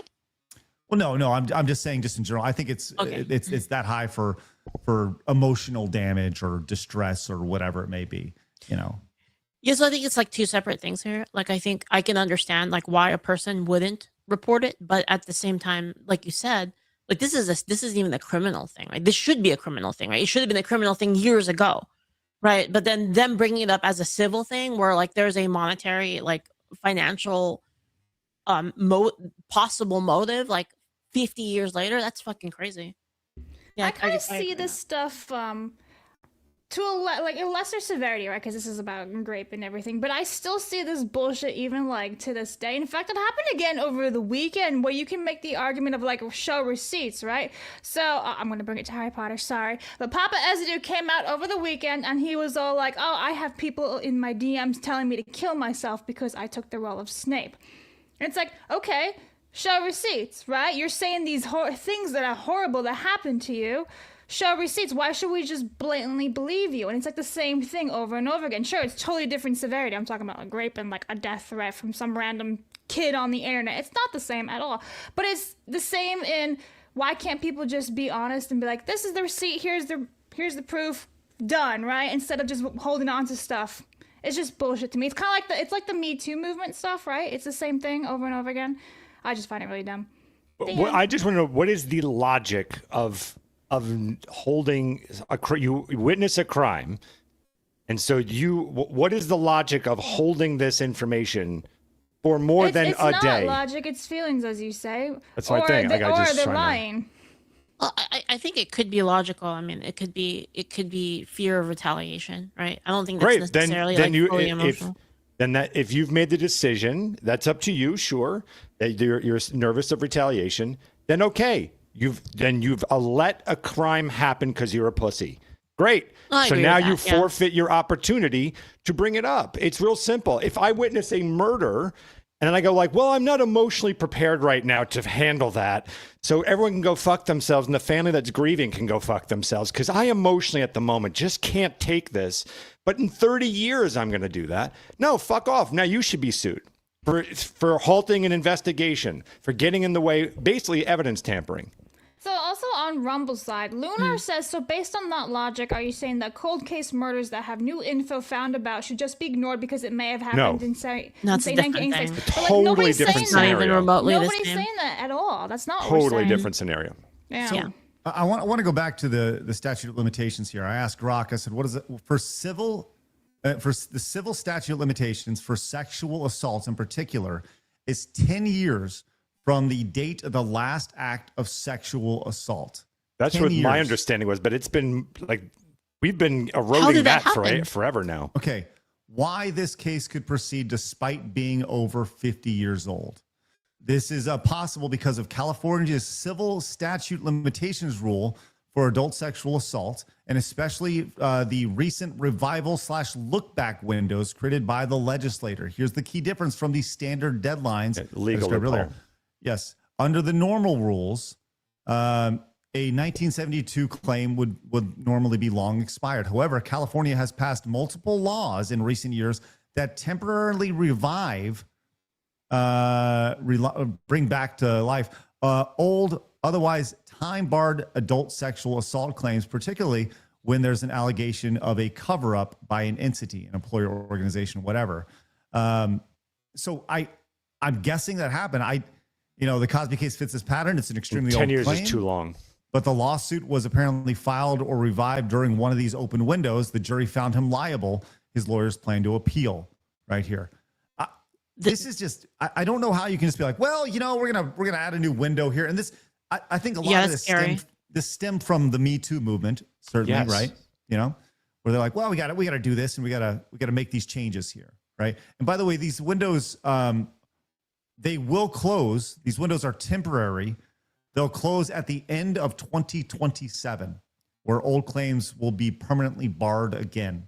So, in theory, right. Until they feel like opening them up again, right? So it does set like a really bad precedent. Like I totally agree with that. But 10 years, help me again. What scenario requires 10 years to report a crime? Yeah, it's too long. It's insane. I don't understand this. I feel like I'm taking crazy pills. I'll give you I'll give you a day and a half.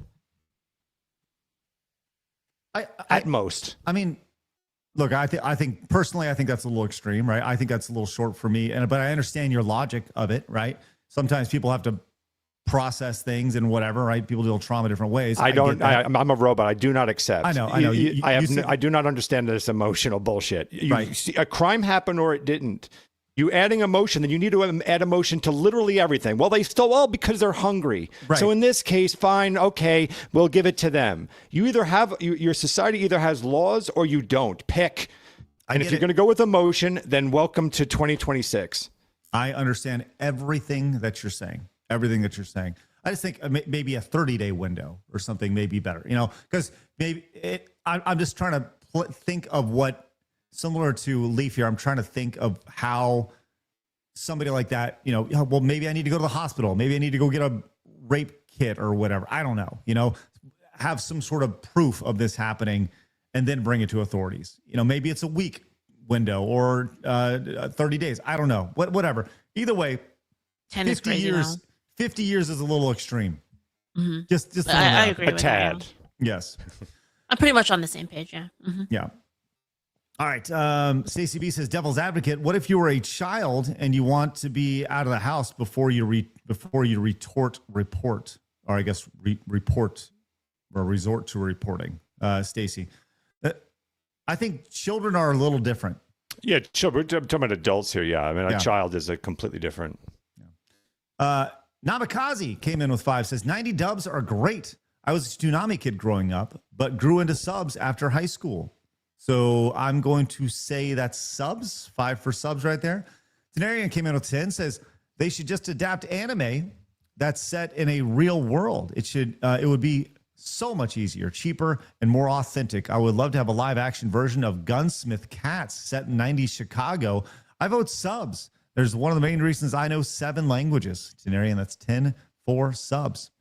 CG Hero says, did you hear Crunchyroll got hacked again? They tried to sweep it under the rug over the week with 100 gigabytes of customer data, including credit card numbers, were leaked. They own monopoly. They own a monopoly on anime streaming in the West, and they hate their customer. That's 10 for subs right there for CG Hero. He followed up and says 10 more for subs. Says subs are objectively superior to dubs 90% of the time, just like manga is superior to anime 90% of the time, including One Piece. 10 more for subs. And Cenarian says, you know what should have had subtitles? The Lion King opening song. There's 10 for subs right there. Definitely should have after that. All right, let's get to this this next story here. It's actually it's a reaction video. I wanted to kind of get y'all's thoughts on this, but before we do, Blabs, let's get to some of the bigger supers, and then we'll get a tally of exactly where we're at in our subs versus dubs competition. Okie dokie, he's gonna play the boobs. Guy in Hemlock for 50 says, this is for sub. May I have an award-winning, attractive, awesome leaflet frolic, please? Oh, sorry, I gave you boobs instead. Whoops, hang on. Where's Leaflet's thing at? Let's see. I've lost Leaflet. Oh, there she is. Okay, there she is. Hey. Danny Evil Robot for 20 says, I watched both anime undubbed and subtitles Japanese language, so I'm gonna vote subtitles. So that's 20 for sub. Dirt is King for 10 says, unpopular opinion, the 4Kids One Piece intro is better than the OG Japanese intro. Fight me. 10 for dubs. Marmalin for 10 says, they used to do checks on actual people that made sense, but they were sued by Islamists for discrimination, so that's why they just blanket search for now to be fair. 10 for sub. Thank you. I will be getting to everyone's later. Soul Silver for 10 says, people in my workplace in China are panicking when they are not even traveling. I'm living in a TDS world here. Also, put this under subs because dub VA and localizers shove politics on anime, so that's 10 for dub. No, sub, sorry. 10 for sub. All right. Lieutenant Sliver for 10 says, Republicans are just progressives doing the speed limit. Michael Malice. Phoenix is correct. Subs. Reading is fundamental. All right. That's 10 for subs. Thank you. And I'm going to keep going. There was this one from Sequin for 10 says, subs, Fire Emblem, If and Fates are not the same game. A rabbit hole of how bad it was as far back as a decade ago. Look no further than the Saito Baruka C support, and that's not the worst of it. So that's 10 for sub. And Laney just came in. Says sub for 20. Says, as someone with dyslexia, I've always preferred dub, but recent localization combined with watching less mainstream shows, dubs can't cut it anymore. Sometimes they just seem like different shows altogether. Definitely sub. There's 24 sub. All right, we'll finish up with the rest of your supers, direct nations, and rumble rants in just a second. Phoenix, let's get an update, man. Yeah, all right, here we go. It's going back and forth. $391.80 for sub and $231.10 for dub. This is actually really, I'm enjoying this particular battle. I find this one actually kind of fascinating. We're going back and forth on this one. Thank you very much, Phoenix. Appreciate that. Okay, I'm going to read you this tweet here, and we're all going to power down in sadness here. Oh, that means different things to different people. Okay, that kind of powering down. Okay. The opposite of powering up, Phoenix. Yeah, exactly. It's the opposite of powering up. An immigrant gender studies teacher. Oh, geez. I'll tell you, let me actually start over. What a start. Phoenix, do we have any sound effects for all the red flags that we have? Can you just any sort of random ding or whatever that you may have? All right, here we go. Yep. Any red flag that you hear in the following statement, I would like for you to just you want me to actually decipher this? Yes. So anytime you hear a red flag, you just hit a ding, okay? Okay. An immigrant gender studies teacher in Japan claims that Japanese bento boxes are actually a symbol of Japanese empire, oppression, patriarchy, and nationalism. Let's go ahead and check out this video here. This lady looks exactly like you'd expect her to look. Oh, jeez. Now, Leaf, I can't wait to hear your response to I this. bet she's like not even Japanese. Every single time I talk about how the bento box is a symbol of Japanese women's oppression, I get a ton of hate comments. Everyone always tells me that it's just a lunchbox. there's Leaflit powering down already. Well, like, Just, okay, oh. think about how stupid this is. Okay, I mean, like, I'm assuming she's talking about like wives making bento boxes for their husbands and girls making them for their loved ones, right? What is wrong with presenting your loved one something that will nourish them?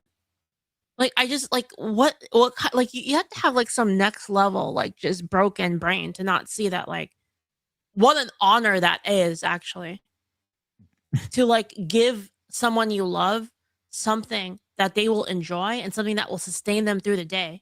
Like that's such a fucking honor. And they're saying that it's awful, like it's some kind of cage, and like that.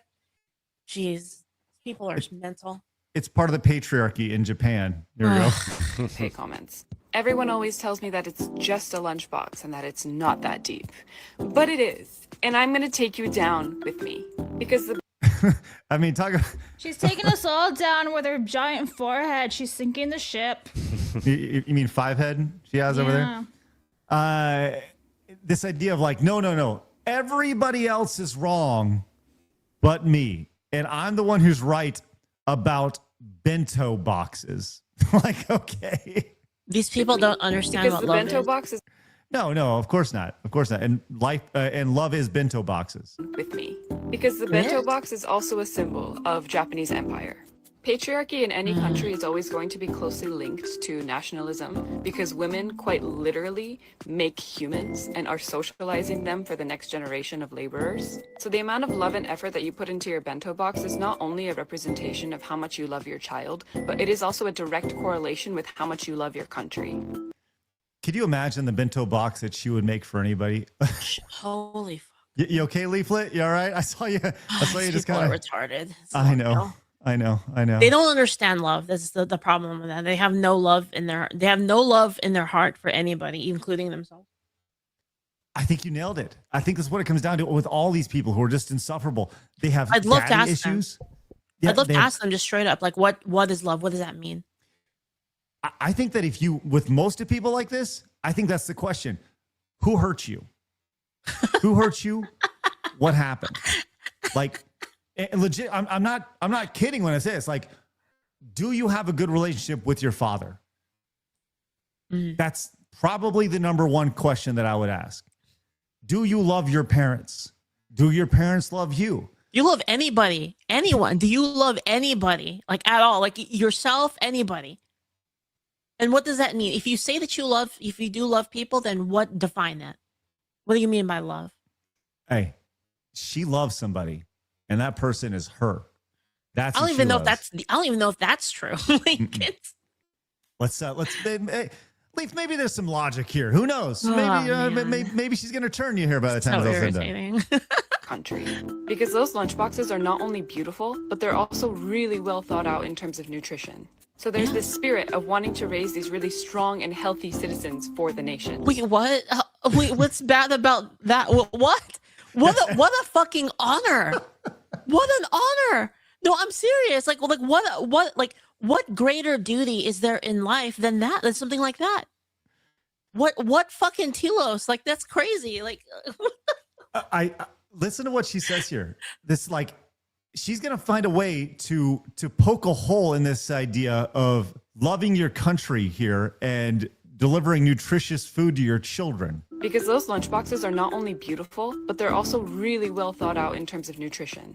So there's this spirit of wanting to raise these really strong and healthy citizens for the nation. Horrible. You mean your kids? Right. You right. mean you want to give your kids the maximum like potential in their life? Like, and that's like somehow like related to the patriarchy putting their fucking boot on your neck? Like, what the fuck is this mental like illness? Like, this is unreal. Well, here it is. Here's why. Whenever I read motherhood blogs or magazines, I always get the ick because it just reeks of nationalism. Whether it's subconscious or not, I think a lot of mothers do have this pride about the fact that while their husbands are going out and quite literally sacrificing their lives and their bodies for the economy of I want the to put country, everyone in they get to camps. stay I want to put everyone in camps. Is my response to this. Yeah, everybody goes into camp and just Everyone's going into a camp. Okay. I'm done. home, and they are literally raising citizens. They're raising the next generation of laborers. So within this context, motherhood is considered to be just as valuable as what the men are doing, what the husbands are doing. So for someone like me who teaches important. Yeah. Like what the F? Like what in the nani is going on here? Like Think about this really quick. Listen to what she says. It always comes back to her. What the husbands are doing. So for someone like me who teaches gender in Japan, it's really, really difficult for me to come in and say, hey, that's actually oppression. Because oppression starts to feel empowering if you've been taught that your sacrifices are being made for the country. So it is that deep. And I'm going to continue to talk about this until people start getting it. This is people completely like fucking the concept of duty. Like it's unreal. It's like, do you not care about anything beyond yourself? Like, are you trying to seek fulfillment and like things that don't matter? Like, I'm just, what greater honor is there than to like move things into the future? This is ridiculous. Like, this is so bad. The answer is narcissism. They just want power and they just want to focus on me, me, me. They don't care what comes out of the mouth as long as they get clicks. And also, the answer is just narcissism constantly. Well, even then, like, what is that? What is that? Like even if your whole point is like, you want it's like for yourself, right? Like anything that you do here, it just ends when you die. You know, and it's kind of like it's very short-sighted, even from a narcissistic standpoint. Like this is like some true delusion. Like, what's the Japanese version of ICE? Because nothing would make me. I would have loved to seen in the middle of her video, just like, and then she's like, "I gotta go," and then they're like, "Time to leave, crazy witch." They just, I like that they call her a crazy witch. I like that. boot her ass right out of Japan. That's the way to go, man. What a subversion! Like, it's like, seriously, like, to think about what she's saying. Okay, she's saying that, you know, raising kids into the future, giving your kids the maximum level of potential, so that your country can have its maximum potential. She's saying that that's bad. Instead, you should, like, and this is, where else is there to go but this? Instead, you should give yourself up to, you should give up yourself to personal pleasure and corporation. Like, what is this? Like, what the fuck? Yeah. Yeah, man. It's like they're everywhere. These psychos are everywhere. And the fact that they're in Japan, that, like, I don't understand how. Apparently, she's half Japanese, so I guess she can't. Well, she's full retarded. How about that? There you go. There you go. I just, wow. I would love to debate this person. We should find. I just searched to see who exactly she is. Holy fuck. And I don't think that's the right person. God bless you and your patience, Leaf. That's impressive. No, the reason why, it's not even like because I want to convince them or anything. Like, I want to understand. Oh, 100%. No, I want to get in there and Props understand, like, what makes you think this? Because it's so dumb. You know, like, I want to know. Like, I think it's narcissism. It's being a narcissist and an algorithm. Those two things. You could see that, just that trajectory, and the world just went on fire with those two things. Everything became reality TV. Everything became just say and do whatever to get clicks. And because that gets ahead of the algorithm. And so we're just like, crazy just keeps getting amplified and amplified and amplified. And then that encourages other people to amplify their insanity and narcissism. It's just this never ending loop. I have like this big theory of everything on the internet and how things all went south from humanity not really being prepared for social media. Uh-huh. And oh wait, do you want to hear it? It's kind Yes, of absolutely. Please, yeah. Basically, like humanity, right? Prior to the current like social media age, we were kind of more localized, like as you know, as a species, right? So like you're compared to like people within your in real life friend group, right? So there's always like some skill that you are really good at, right? When you're comparing like your small town, you know, maybe you're the best at, let's just like use something dumb here, like you're the best at Halo, right? And you could take pride that like you were the best at Halo in like your little friend group, right? Or whatever skill that is, cooking, mechanics, whatever. Now, when you expand that with social media, now that localized friend group is now global. So now you're competing with like the top 0.01% of people, right? So now it's like, oh, look at this person's life, 0.01% top. Now you're comparing to that rather than to people in your localized friend group. And so like what happens is you start to feel like you have no purpose in this world. Like there's no place for you because you're not good at anything and you just fucking suck, right? So you're just like, what is my purpose? What is my life? What is my telos in like existence? And then what that turns into after that, right, is now society provides you with a couple options. Like one of them being, have you considered that the reason all of this is happening to you is because you haven't been you the whole time?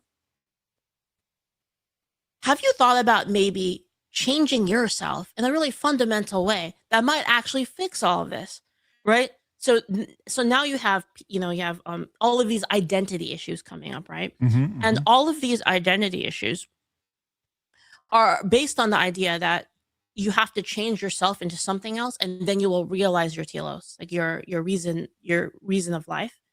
You will realize that. But what happens is these people realize that it's not real, and so what happens is you then go back and realize like, wait, I'm actually the same person as before. It didn't actually change anything, but now I'm worse off. And this is why you see like in the studies, you see high like self-isekai rates. I don't know like if I can say, the word, but self-isekai rates of not only trans people, but did you know that another group that's also like nearly, I don't know if it's like, it's a very high percentage is furries.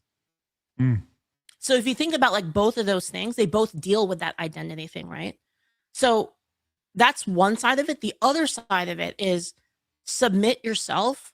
Your entire telos, your reason of existence, is this idea and this movement, right? And so that's why they give themselves completely to like whatever that movement is, because that becomes their reason of existence. And now I'm going to wrap this all up. It makes sense when they say to you that speech is violence, because it literally is for them. Like if from their point of view, you are deconstructing like their will to live, therefore killing them. That's my theory. Yeah, there's a lot of that, like same in cultural theory, like that's not crazy at all. That's No. I completely agree. Oh, wow. A lot there. Well, I like bento boxes. I don't know about you guys. So put a bow on that segment right there. Always enjoyed the bento box. All right. Well, see, for people that wouldn't believe in that, right? Their telos is like the future, is like their kids, because their kids is like the future of them, right? Like even literally, right? Because like their genes are being passed through their children, so they move on through the future, and nurturing that future is the most important thing that they could do, whether that's the future of their literal DNA or like their mimetic DNA. The memes are the DNA of the soul. Metal Gear. I was looking for this girl on TikTok. I did end up finding her. Please, I hope her tag name is Crazy Witch. That's what I'm hoping. No, it's not. But she has millions and millions of views over on TikTok. Of course she does. So yeah, okay. All right, let me get to a few of these supers real fast, and then we're going to get an update. And then I do have one more video game story before we get to Today in Gaming History. But first, I want to tell you that Was came in with $20. Says, notice how she's taking care of your children as a way for a nationalistic government. Notice how she sees taking care of your children as a way for a nationalistic government to survive, not having a family. She has the commie idea of children belonging to the state and raising them. Correct. Yeah, true. Oxy Knight came in with a 20. Says, I'm so excited. I'm so exhausted of these people. Can we all just please get it together and stop getting distracted and just start getting into new institutions and push these people out? Also, into camps. Yes. There's $20 for subs right there. In the box. Just throw them all in there. Patrick came in with 20. Says, while there are some decent English voice actors like Johnny Young Bosch and Reba Burr, the vast majority are garbage. My vote is for subs. That's 20 for subs right there. Karnak came in with 5. Says 5 for subs, but one anime dub that actually kept the Japanese horror fix in terms was Bodacious Space Pirates. Highly recommended right there. I like that title. Yes. Ranger George for 10 says, I could understand a criminal case against Cosby if there had been new evidence, but there should be a statute of limitation on civil suits, even in sexual assault cases. Could understand some exemptions or exceptions for institutional child abuse cases, but even then there needs to be a limit. Stuff like this is even more jarring as civil cases require less evidence for a guilty verdict. Put this money towards subs as well. That's 10 for subs right there. Thank you, Ranger George. Well thought out super chat right there. Memories came in with the $9.99. Says, what is this hearsay? Subs all the way. $9.99. Dubs these days are a stain upon anime. Dubs is all filthy tourist slop. All right. So mad, so angry right here. All right. I'm trying to see if we have any biggies right here. I have a real quick question for the anime people here. Well, like, how is that able to happen? Like, how are they getting away with changing? Is it that that the people who made the anime don't own the rights outside of the country? Like, how are they able to just change things? Basically, they control the entire media of the apparatus of dubbing the thing. So they have they're very bold and they think that they can get away with anything. But there have been cases, like especially recently, where a creator has said, fuck you, this is not what I wrote. Go redo the whole thing. Yeah. That's horrible. I'm sorry you guys have to deal with that shit. That's terrible. Yeah. Mm. All right. Let's go ahead and move on. But before we do, Phoenix, let's get one more update real quick before we in our dub versus sub showdown. You got today. it. Here we go. 456.79 for sub, 231 and 10 cents for dub. I think sub's going to take this one. I think this is a runaway here. Math. I do. We'll see, unless somebody comes in and drops a bomb, which I don't know how that's going to work. I don't know if there's someone who's like, no, dubs have to win. I don't think that's going to. Right. All right, a little bit of video game news. Did you see that Epic Games has laid off 1,000 employees? 1,000 employees, 20% or 25% of their workforce. A lot of people had their lives affected today at Epic Games. This is set to the layoff. This layoff, together with over $500 million of identified cost savings and contracting, marketing, and closing some new roles, put us in a more stable place. Now, my first question is, number one, what does the revenue look like for Epic Games right now? And that answer is $6.2 billion in 2026, which is up from last year, $200 million. And they generate a shit ton of money. And before people like really freak out about this, which look, 1,000 people is a shit ton of people to lose their job. Let's be clear. And that will almost double the amount of people that have been fired in 2026 here, from 1,500 to 2,500. I think it's important to provide a little bit of context about this. It sucks to lose your job. Mm-hmm. It sucks. I hope nobody loses their job. We said that many, many times before. With that said, if you're going to lose your job, you definitely want to lose your job at Epic Games. Because the severance attached to this affected employees get at least 4 months of base pay, more for longer tenure, plus 6 months of extended health care in the U.S. Wow. And accelerated stock vesting through January 2027, and extended equity exercise windows. So this is like a very generous layoff. Yeah, when That's it comes nice of to them. this. Yeah, They didn't have to do that. no, they did not. I mean, this is taking a big lump sum payment to save money long term here, and obviously 1,000 people is a shit ton of people. I mean, who's going to make Fortnite dances now? How are we going to do any emotes? Good point. But Well, I mean, like it all comes down to value. Like if I don't know what's the case with them. I don't know if it's like the business is slowing down or if they don't they're running inefficiently. It's if it were worth it to them, they would keep them all. So of course, absolutely, yeah, and it comes down to value. Do you provide value? You know, there's this whole idea of, you know, there's this efficiency model when it comes to businesses. It's for every employee, they generate X amount of money for the business, right? And you see that with really, really, you know, successful companies where they'll pay somebody, you know, an engineer $250,000 a year. Yeah, but that engineer is generating $2.5 million a year for the company, right? And it's like, oh, okay, well, that makes sense. You know, they're providing a shit ton of value for what's being generated right here. But I mean, that's probably about as generous as you're gonna get when it comes to being fired or let go. 4 months plus all your health care, plus vesting of all your stock and equity in the company for, you know, 8 months from now. Like, damn, that's pretty damn nice. So like, yeah, it sucks, but you know, I've known a lot of people who've got laid off and then they have another job in 2 months later, and guess what? They're double dipping the rest of the year. They're still getting paid for being laid off and all that. So, you know, that sucks, but good for them, I guess, you know? So, yeah, I mean, that's bummer when it comes to this that. isn't really going to affect people that are high performing because even if they got laid off, like due to like whatever reason, they'll find another job. Yeah, I agree.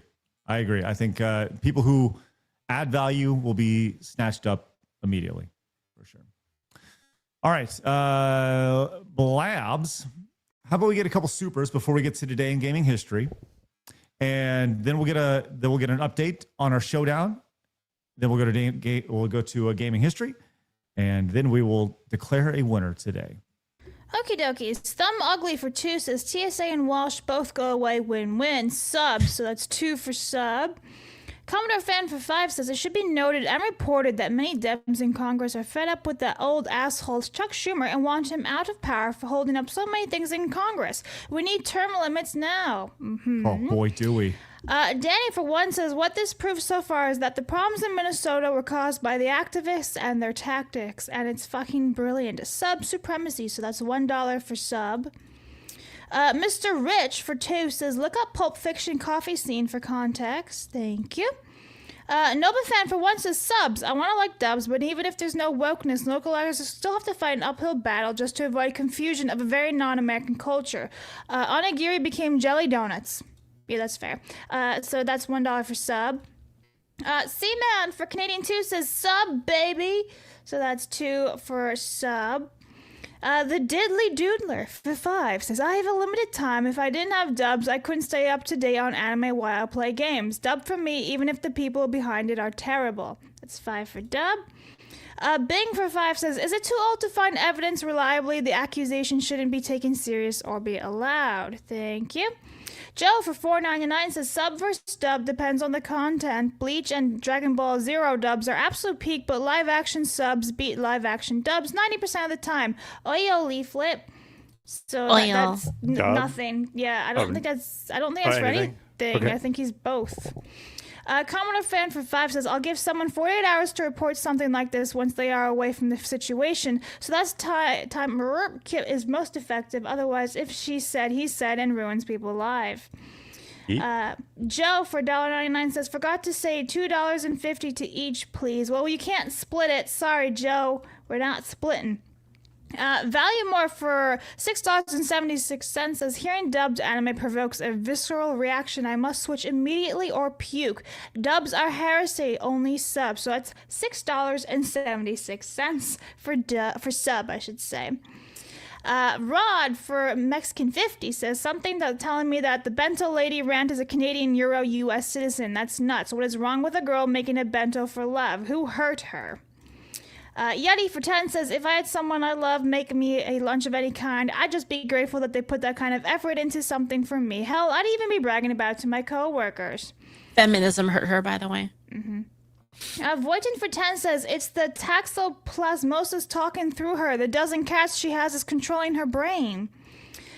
Video Gamer for $2.50 says, Dub, also Leaf, I saw your video on AI translations of anime, and you're wrong on that one. AI is irrelevant to the core issue. If we replace woke translators, there will still be the woke editors that aren't correcting the translators' crappy work, and they'll just add wokeness to the AI translations. We need to replace the woke editors and localization companies. Good translations will follow regardless of human or AI at that point. Jesus Christ, that was a lot. So that was $2.50 for Dub. Denier for 10 British pounds says, narcissistic cannot take care of another human being, so it's not that surprising she believes motherhood has no value or is a form of oppression. Westerner education is brainwashing another nation. Hyena Fur for 10 says, what she just said is one of the most insanely idiotic things I have ever heard. Everyone in this chat is now dumber for having listened to it. I award her no points, and may God have mercy on her soul. Brilliant. Thank you for that. Hemlock for 10 says, more for subs. This person is kind of cringe. Bento is lunch, life, and love. Our kin is those who eat with us, so Leaf is 100% right. Thank you very much. Wisp for 5, agreed. Leaflit, most people are not the best at anything once measured on a global stage, leading to depression and a breakdown in how relationships are supposed to work. Elsie for $8.80 says, Phoenix, they can change things because the Japanese owners assume the best from people they license to and trust them almost blindly. They also can't judge for themselves. And then Wasp for 10 says, clarification on my last super chat. Commies believe it's the responsibility of the government to raise kids instead of parents. So sad parents could be enemies of the state that the kids will turn in. And then let me grab this one right here. Sorry, guys, I'm still catching up. Lord Warchild for 5 says, hail to the award-winning Kwango Queen. Street Fighter 2 dub or SF2 I don't know, is that Street Fighter 2, I guess, is even better music. Sub usually have better VA, or so sub. Happy birthday, Phoenix. Too bad you're like 300 now. So that is $5 for sub. To dub. It's dub? Okay. I think he says both. I don't know. If that's why I keep getting confused, I'll give it over here. Master for $4.99 says, happy birthday, Phoenix. Sub Craig. Thank you. Blabs, you're probably fired today. And Leaflet, I agree with your internet theory. 5 for subs. And I want to think. Spread the idea. I'm not caught up. Hang well, on. I'll tell you what. Let's find out if Blabs is going to be fired here.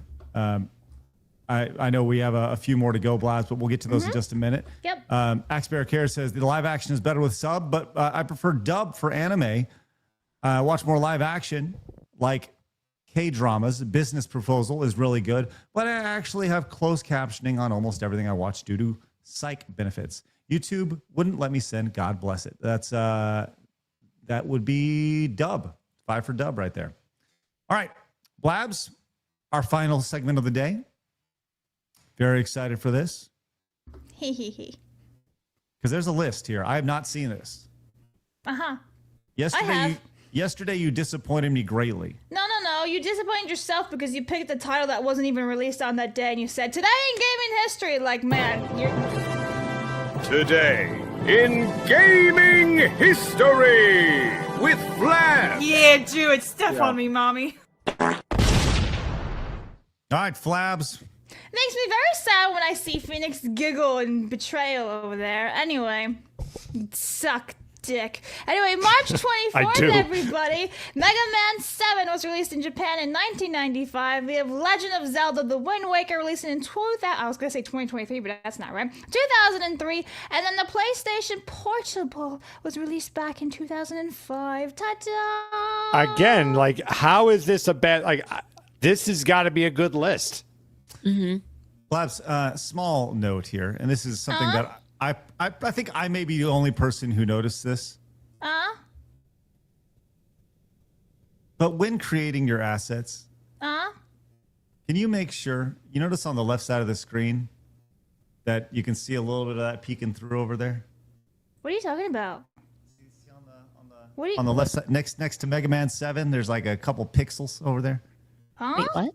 Do you guys not see it, or is it just me? No, I don't see anything. That's just you, dude. Oh, I guess it is just a me thing. Okay. What are you Trying seeing? to shit on my artwork? Well, no, it had a little bit of on my side. There's a little bit of it's like the graphic wasn't there all the way. Anyways, No, whatever. it's fine. That It's could the be right compression measurements. bleed through, maybe. Maybe it's Yeah, a me that's- thing. Okay, it's cool. the right cool. measurements because I've never changed anything and you made it. So really, I it's know. your fault I if you see wasn't sure if you something. changed anything. Either way, okay, cool. It's just a me thing. Sounds good. That's right. My bad. Well, some noticeable games that you missed I today, didn't Blast. miss. Once again, there's Mega Man 7, Wind Waker, and the PSP. This Not is bad. good, though. Good That's luck. a good list. That's Yeah, right. yeah. That's right. Except for on March 24th, some noticeable games that you missed include Kirby 64, The Crystal Shards, Meh. Army Man, right there. It's all Wind Waker, the PSP, Yeah. right here. Crisis Core, Final Fantasy 7 for the PSP. We saw more Final Fantasy 7 over here. The lot of that. Luigi's Mansion, Dark Moon. Which I love that game, but I still don't think it should be on the list, though. Okay. Pokemon Mystery Dungeon, right here. Bloodborne. Oh, boy. Oh, boy. Yeah, but the list is kind of stacked. I mean, PSP was like kind of. I'd put that over Mega Man 7. Absolutely. I guess put so. that over I guess Mega you Man could 7. put it on Mega Man 7, but I mean, it's not like that bad though of a miss. I think. Yes, compared it to- is. You're it just really? saying I it mean, for the sake of arguing, Craig, and No, not I'm giving not, me an A. Blabs. That's really all it comes down to. Is you just going "Ree" every day. No, it's Oh, not. See it? Look, here we are. we are Bloodborne literally is here. Blabs. Bloodborne is an objectively better game than Mega Man 7. I Is it love Mega Man historical 7. though? Yes, Yeah, Craig, Bloodborne I is- actually need Craig. I actually still agree that Bloodborne for historic, but that's how I've always been doing it. That this is like gaming history. So I go from the Yeah. history aspect. Are we going? What is the better You keep game? changing the terms here, Buckaroo. What are you looking for? No, Blabs. You could argue that it's like 7, so like, and it was not that groundbreaking. I guess you could make that kind of. Yeah. Thank you, Leaflit. And that's a great way to bring it back to, was it groundbreaking? Mega Man 7 was not. Bloodborne, whatever what way you gauge it, whether it's historical, whether it's just the gameplay, Bloodborne is a superior game than Mega Man 7. Whatever. Okay. I still give the list a 10 out of 10 though. Well, let's continue. Oh, Blabs. See, even Wandering Mania says Craig Oh. crashing out yet again. Dark Souls 3. That's I. Released in 2016. That's kind of a big one right there. DOA Extreme 3. Which has Released- a VR mode. That game. No, has. does it?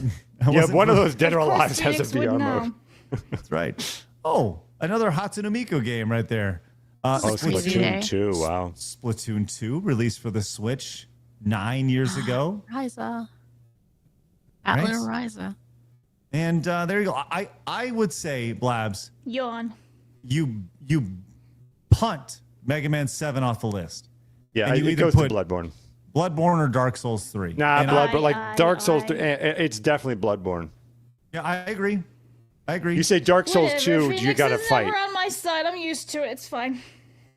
I mean, I think it was a good list. Thank you, Me Leaflet. That's all that too. matters, really. Leaflet is a professor, after all. And she actually has an award. What the fuck have you two done in the last 48 hours, right? So, like, I'm taking in Leaflet's opinion here. The rest of you can just shove it where the sun don't shine, you know? That's a good Put in your point. pipe and smoke it, whatever Excellent. the I was youth going to say. put it up my Yeah. ass, but sure. Thank you for that. You do bring up a great point. That Leaflet is better than all of us. Well, that's you. true. Yeah. That goes without saying. Absolutely. Thank you. She is an award winner, and that's true. I have not She's won an an award. award-winning racist. You can't I'm put that in on your shit. resume, your profiles, none of that shit. Leaflet, I really hope you updated your bio with that. I did actually. It's, Good, it's like good. literally in there. Good. That's wonderful. All right.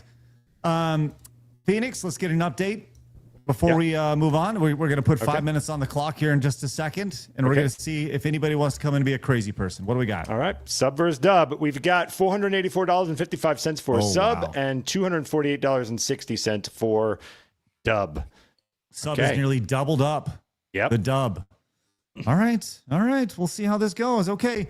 Put 5 minutes on the clock, Phoenix, and we're going to start that up. Once the clock beats 5 minutes, that is when your voting is complete for the day. 5 minutes and begin. Thank you very much, Phoenix. Saint D came in and says, never mind. I choose sub. I like my hentai sub. Thank you, Saint D. That's sub. Was that 5? Right there? 5 for sub. My. Game Hunter Sirius says, my mom enjoyed the sub Uncle from Another World and dub Ghost Stories. She was blown away by how Latin America mourned the death of Akira Toriyama. Leaflit, have you seen the anime Bobobo? That money is on the subs. 10 for subs. Have you seen the anime I have Bobobo? not. No, I have not. I know of it. I just haven't had time. Leaflit follower one waifu came in with 10. Says, hi, Leaflit. Siver came back with 10 for subs. Says, people who didn't grow up reading in video games at high speeds are showing. They spoiled the voice actor work in games and should have learned to speed read. Siver, as somebody who can't read, thank you. Ivan came in with 20, says, you can practice your skill for years just to get compared to a Korean kid on the internet that can do it blindfolded. Not great for morale. $20 for subs. Thank you, Ivan.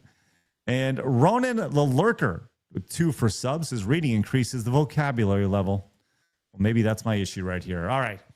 Thank you very much. We have 5 minutes on the clock, and then we'll see where that finishes up. We just had SM Symbiot. Symbiote came in with 10. Says 10 for dub, simply for Ghost Stories. Thank you for that, Symbiote. Now, with that said, we did hit a Montez goal today, and we're going to let that roll. Let's go basic Montez today. Leaf, go and pick a number between 1 and 7. Uma Musume. I don't have that one. 7. Bitch! Montez!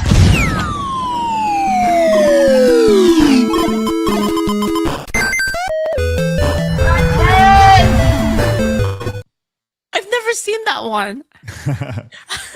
you know, it's funny. I actually just started playing Tetris with my daughters. They they've fallen in love with it, man. So my older one has gotten into like the classics. We've been playing Tetris and Dr. Mario, and I spent about 30 minutes. You know, when your daughter's not feeling good and she's on the couch and she's just like looking to hang out and play video games, the best thing you can do is spend about 30 minutes explaining Metroid lore to her. And I spent about 30 minutes walking her through Metroid 1, 2, and Super Metroid and showing her the games. And she wanted nothing to do with it. But it was so funny. I got done. I was like, well, that was a big waste of time. And I probably drove her away from wanting to ever play Super Metroid again. But I mean, you tell her that like she's a cool girl character underneath. Yeah, she was so not interested in Samus being a girl. Like, she was like, okay, whatever, you know.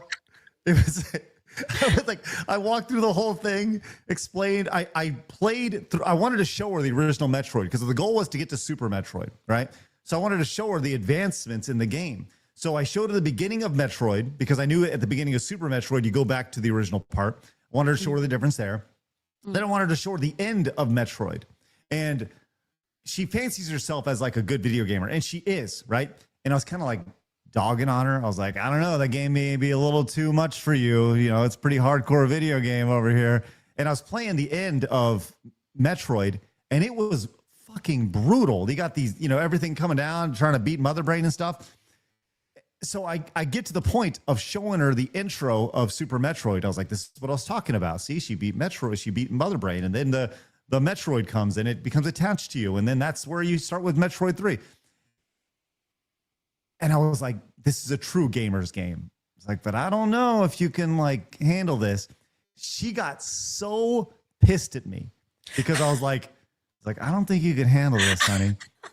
She literally was like, she's like, I gotta go. And she walked outside pissed off and just started like hitting a volleyball because she was so mad. And I was like, are you okay? She's like, leave me alone.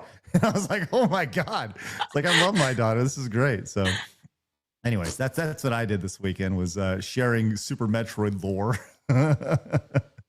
All right. Time is ticking up. 5 seconds, 4 seconds, 3, 2, and 1. Let's get these last three here. I mentioned Symbiote over here with the 10 for dub. I mentioned that a minute ago. And Nvidius came in and says, hating dub/sub is dumb. Let the voice work speak for itself. There's plenty of decent dubs out there. Bacchanal takes place in New York, which is why, which do you think is going to have a better accent? Fight hive-mindedness. Thanks. Nvidius, right there. Did that go to anything? I don't think it went to anything. Okay. And ORAM came in and says, 10 for subs. You guys should watch some Ghost Stories dubs on Plus while Leaflit is here. That would be fun to do. Thank you, ORAM. That's a pretty consistent one, that Ghost Stories. Yeah, I'm hearing that a lot. Yes, I hear wonderful things about that.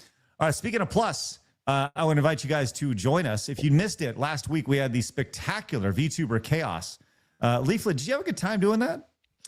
Yeah, it was really fun. I mean, we beat it, which was that was pretty good for like a first try. Like 3 people haven't played it before, so you really I did took tank charge. really hard though.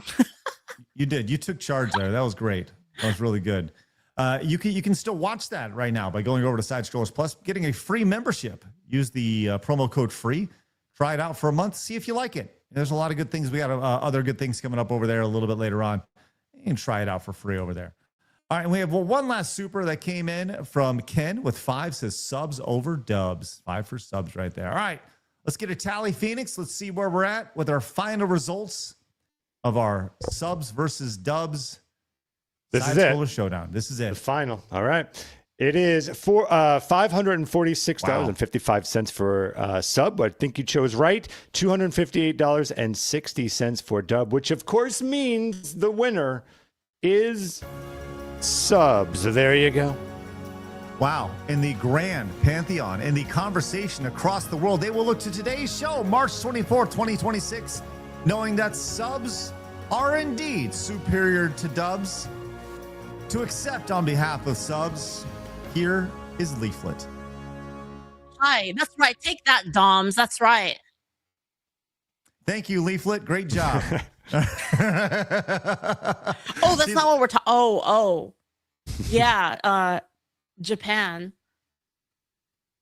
That's right. Hey, she's not an award winner for nothing. I'll tell you that right now. Leaflit, do you have anything going? Hey, I hear you have a video game. Yeah, rpg.angelsword.com if you like tabletop RPGs like Dungeons and Dragons and Pathfinder, but you want to play something that's not woke as hell. Oh, I heard really good things about it. I heard you got hundreds of people playing that at any given time. We do. We have a canon campaign, and a lot of people like we've been getting actually a lot of like fan work lately, like full on music videos and like anime like of it, and it's really great to see it. Like people getting really attached to their characters and stuff. It's very cool. I think that's awesome. You made some. That's good on you. That's amazing. I agree. Wow. That is exactly what it's all about. Maybe, I got an idea. I'm going to need to throw something your way about some video game development ideas. Maybe we can work together on something. Mm-hmm. I'm all about, we want to create. We've said this many times before. We want to get into games. We're going to do it. It's hard, man. Like getting like the right people and stuff. Yes, it is. All right, let's go and roll out of here, guys. Thank you very much for being a part of our life, allowing us to be a part of yours. Appreciate you guys we have popping into it. Nvidius for $5. So I had to get that before you leave. I choose dub and sub, by the way. Both have equal merits when done correctly, faithfully, and with heart. Watch Cowboy Bebop, Trigun, Yo-Yo Hakusho, Claymore Samurai, and Outlaw Star. All have good dubs. Yeah, he sent that in after we finished. That's okay. I wanted to get that. That's okay. Well, thank you very much. Guys, do us a favor. Hit the thumbs up button wherever you guys are tuning in. If you're new, make sure you hit the subscribe button. Join us over on YouTube or Rumble or Kick or Twitch or wherever you're watching, but especially over on Plus. Great show today, Leaflit. Always a pleasure to have you on. You can find Leaflit's information down below in the description. Don't forget, Coming up on Saturday, you can find Phoenix and Blabs in Boston. Would love for you guys to go see them. If you want to get on a plane and deal with all that nonsense, you can. Or you can just, if you live up in the Northeast, go on down there and say hi to them at F1 Arcade on Saturday at 2 o'clock in the afternoon. Go up there, shake their hands, stare at them awkwardly. It'll be a great time, right? Yeah. All right, Blab's maybe in the ocean as she's looking for molasses. Yeah, I was a bit too and busy tea. swimming for molasses and tea, but Phoenix will be around. I'll be there. Perfect. All right, guys, have a great rest of your day. Remember, people are going to try to keep you down. Don't let them. You guys got a goal. Go get it. See you guys later. Have a great day. Bye-bye. Fatality.